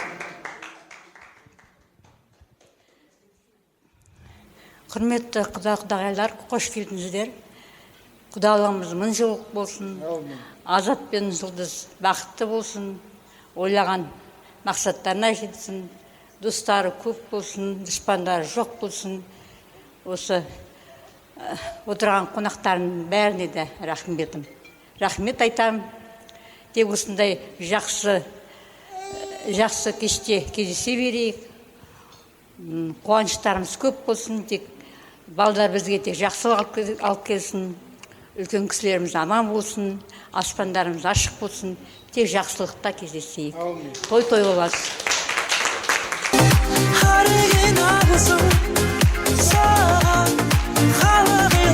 Рахмет. Айтқан ақ тілектеріңіз қабыл болсын, тойларыңыз тойға ұласа берсін. Ал енді сіздердің бүгінгі көңілдеріңіз сыйлап, алыс жақыннан келген ағайынға айтар алғысым шексіз, дұрыс қой. Көкжиек күн сәулесін таратқанда, бақыт бар көрінбейтін әр ақтаңда. Біз ұйықтап кеткен жоқ, біз мәңгілікке дейді. Оятқан сансыз алғыс жаратқанға, қалдырмас өмір атты жолда жалғыз. Барыңды бағалады, тәубаңа түс, жарықты сыйғып беріп сана берген жасаған, жоқтан барда Аллаға алғыс дейді. Алғыс анаға, алғыс әкеге, алғыс жас пен кәріге, алғыс ауылға, алғыс бауырға, алғыс елдің бәріне, алғыс құдалар сіздерге дейміз. Дұрыс па? Талғат ағамызбенен күміс тәтеміздің көңілі деп, алыстан ат терлетіп, алтыннан қымбат уақытын қиып, қаннан биік бастарын иіп, осы тойыңызға келіп жатқан барша ағайынға алғысымыз шексіз тәке. Тойыңыз тағы да құтты болсын, тойға ұласа берсін. Басқаша көрініп қалды кішкене аға, бүйтіп кішкене былай қымдап көрсең, титең сан. Бәсе, міне, бүйтіп қойшы. Бүйтіп қойшы. Бәрекелді, жақсы. Талғат аға, бағанағы дүние ұмытып кеткен жоқсыз ғой? Ұмытып кетпедіңіз бе? Мен айтқан нәрсен? Апорт. Апорт алмасы піскен кезде 3 апама 3 жәшік алма. Болмаса сатып апарып бересіз, білмеймін мен. Бірақ 3 апорт 3 жәшік алма бару керек осы кісілерге. Дұрыс па? Құдағиыңызға бересіз, по-любому 4 жәшік деп айттық қой. Біреуі құдағиыңызға 4-еу. Заказ қабылданды. Болды. Мен Алматыға той баратыңыз апарып тастаймын, білсе айтсаңыз болды. Ал, осы ағайын туысқандарыңызбен, құда жекжаттарыңызбен тату тәтті жүре берді. Алла нәсіп етсін. Ұлыңыз өсіп бай болсын, құлыныңыз өсіп тай болсын. Қыздарыңыз қылықты жұлдыз болсын, ай болсын. Тоқотөрлігін айтқанда дәулетіңізге сәулетіңіз сай болсын. Әр қазақтың үйінде күнде осындай той болсын. Бұнымен той біткен жоқ. Тойдың соңы Талдықорған қалғасында жалғасады. Құдалардың Алматыдан басталған тойының ізі Текеліге кеп жатыр. Текелден Талдықорғанға барамыз. Енді Талдықорғаннан бір қыз алып кетсеңіздер, қайтадан Алматыға барамыз. Болмаса қайтадан береміз десеңіздер, қайтадан Алматыға, қайтадан келеміз. Қазақ деген осындай халықпыз. Біздің өмірімізді Алла өйсіп өрнектеп қойған. Дұрыс қой? Сондықтан да Алла тойдан айырмасын. Той құтты болсын. Кәне, келіңіздер ақ дастархан басына. Жайғасып алыңыздар. Талғат ағамызбен бала шағасына бір қос оқып қойыңыздар. Құдалардың тілегіне бір алып қойыңыздар сонан кейін. Талғат аға, кәне. Бір қос оқып қойыңыздар Талғат ағамызға. Күміс тәтеміз аман болсын. Ол кезде бәрі тәтті еді.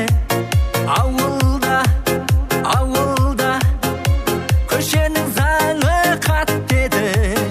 Енеге бауырға жиналушы едік топ. Так, Талғат ағамыздың тілегі үшін алып қоямыз, кәне. Той иесі ғой бұл кісі. Осы кісінің тілегіне алып қоясыздар. Сосын құдаларға беретін азғантай сый-сияпаттарымыз бар. Соны үлестіріп береміз. Келістік қой. Алғане алып қойыңыздар. Уақытлы алдарыңызға алып кеп қойып жатқан Сұлтан мейрамханасының қызметші қыздарына бір қол соғып қойыңыздар. Міне осы 3 қыздың еңбегі. Онан кейін сіздерді әнімен әрелеп, музыкасымен сәрлеп жатқан Сапар Мұрат бастаған, Ерлан қостаған асаба әнші ұлдарыңызға бір қол соғып қойыңыздар. Ал енді құрметті құдалар, мынау қазақтың қуыс үйден құр шықпа деген сый-сияпаты қабыл алыңыздар. Дұрыс па дәде? Қуыс үйден құр шықпа деген сый-сияпатымыз. Осы сый-сияпаттарды қабыл алыңыздар. Мынаны күміс тәтем Азат үйленем дегеннен бастап өзі материал алып тіккен деп айта берейін, кім біліп жатыр. Күміс тәтем өзі тіккен. Талғат ағам бүкіл қойларды, түйелерді, ешкілердің бәрін қырқып, қаздардың нетіп жаңағы жүндерін бәрін сабап, сабаумен сабайды еді ғой ауылда. Жүндерін түтіп, сіздерге жасаған осыны. Соны келіндері көмектескен, ине жіп сабақтасқан енесіне. Дұрыс па? Содан кейін мынандай Тамыр деген өздері бір не ойлап тапқан бренд. Тамыр деген бренд. Т деген білесіздер ма? Талғат дегендегі Т осы. Та деген алғанда мұр деген қойын аржаға. Сарсүйек құдаларға ма? Сарсүйек құдаларға да сый-сияпатымыз бар. Біз сіздерді де ұмытпаймыз. Сіздерден біз қыз алысып қыз беріскенбіз. Сондықтан өздеріңізге де сый-сияпатымыз қабыл алыңыздар. Сарсүйек құдалар. Жақсы ғой. Құда деген аттарыңыз бар барлықтарыңыздың. Сондықтан да Сарсүйек құдалар. Бере қойыңыздар. Сарсүйек құдаларға бір қол соғып қойыңыздар. Сарсүйек құдалардың жауырындары тоңып қалмасын деп азғантай шапандарымыз бар екен бұл кісілерге де. Бәрекелді. Алыстан келген Оралдан 3567 километрді басып келген біздің бөле ағамыз есімі? Бақытқали ағамызға шапан. Жай шапан емес, тамыр брендінің шапаны көке. Бек шапанымызды жабайық. Шапан құтты болсын. Болды ма? Дұрыс па? Тағы не бересіздер? Қыз беріп атқан кісілерге не берсеңіздер де жарасады. Бере беріңіздер осы кісілерге. Так, жақсы болдық па? Жақсы, ал ендеше құрмет жақсылар, бисмилля деп бастаған тойымыздың алхамдулилля аяғында жатады дейді. Бағана тойдың басында келістік, 3 апа кезек бата бере береді деп. Осы 3 ападан аламыз батаны. Ал, апалы. Бүгінгі мына Ағдасархан жайылып атқан 2 жастың қуанышы ғой. Көтерген шаңырақтар биік болсын, дендері сау болсын, керегелер кең болсын, іші толған бала, сырты толған мал болсын, ата-аналарына құрметті болсын, сыйлы болсын, ағайын туғанға сыйлы болсын, келген ағайын туғанға ренжімей бір шәугім шай болса да ойнап күліп беріп тұрсын. Біздің Жұлдызайым жаман емес, Құдай тауба, жақсы, бәрін түсінекі бар, оқыған, бәрін біледі. Отбасымен бәрі, бұлар ұстаздардың отбасы олар өздері. Атасынан бастап. Сол жолмен келе жатыр бұлар. Аман болсын енді әрдайым, бақытты болсын, ылғи жақсылықта кездесейік, Ағдасархан кеңге жайылсын. Еліміз аман, жұртымыз тыныш болсын. Бақытты болайық бәрімізде. Амин. Амин, Аллаху Акбар. Ал құрмет жақсылар, баршаларыңызды сағат 18:00-де Талдықорған қаласы Заңғар мейрамханасында күтеміз. Қаратал районында орналасқан. Нақты мекен жайын білмейді екен, Заңғар мейрамханасы. Ал, жастар бақытты болсын. Жұлдызай мен Азат бақытты болсын деп бір қоса қойыңыздар. Берекелі қазақ жері, ел берекелі, дәстүрлерін жоғалтпаған қазағымның бол ежелгі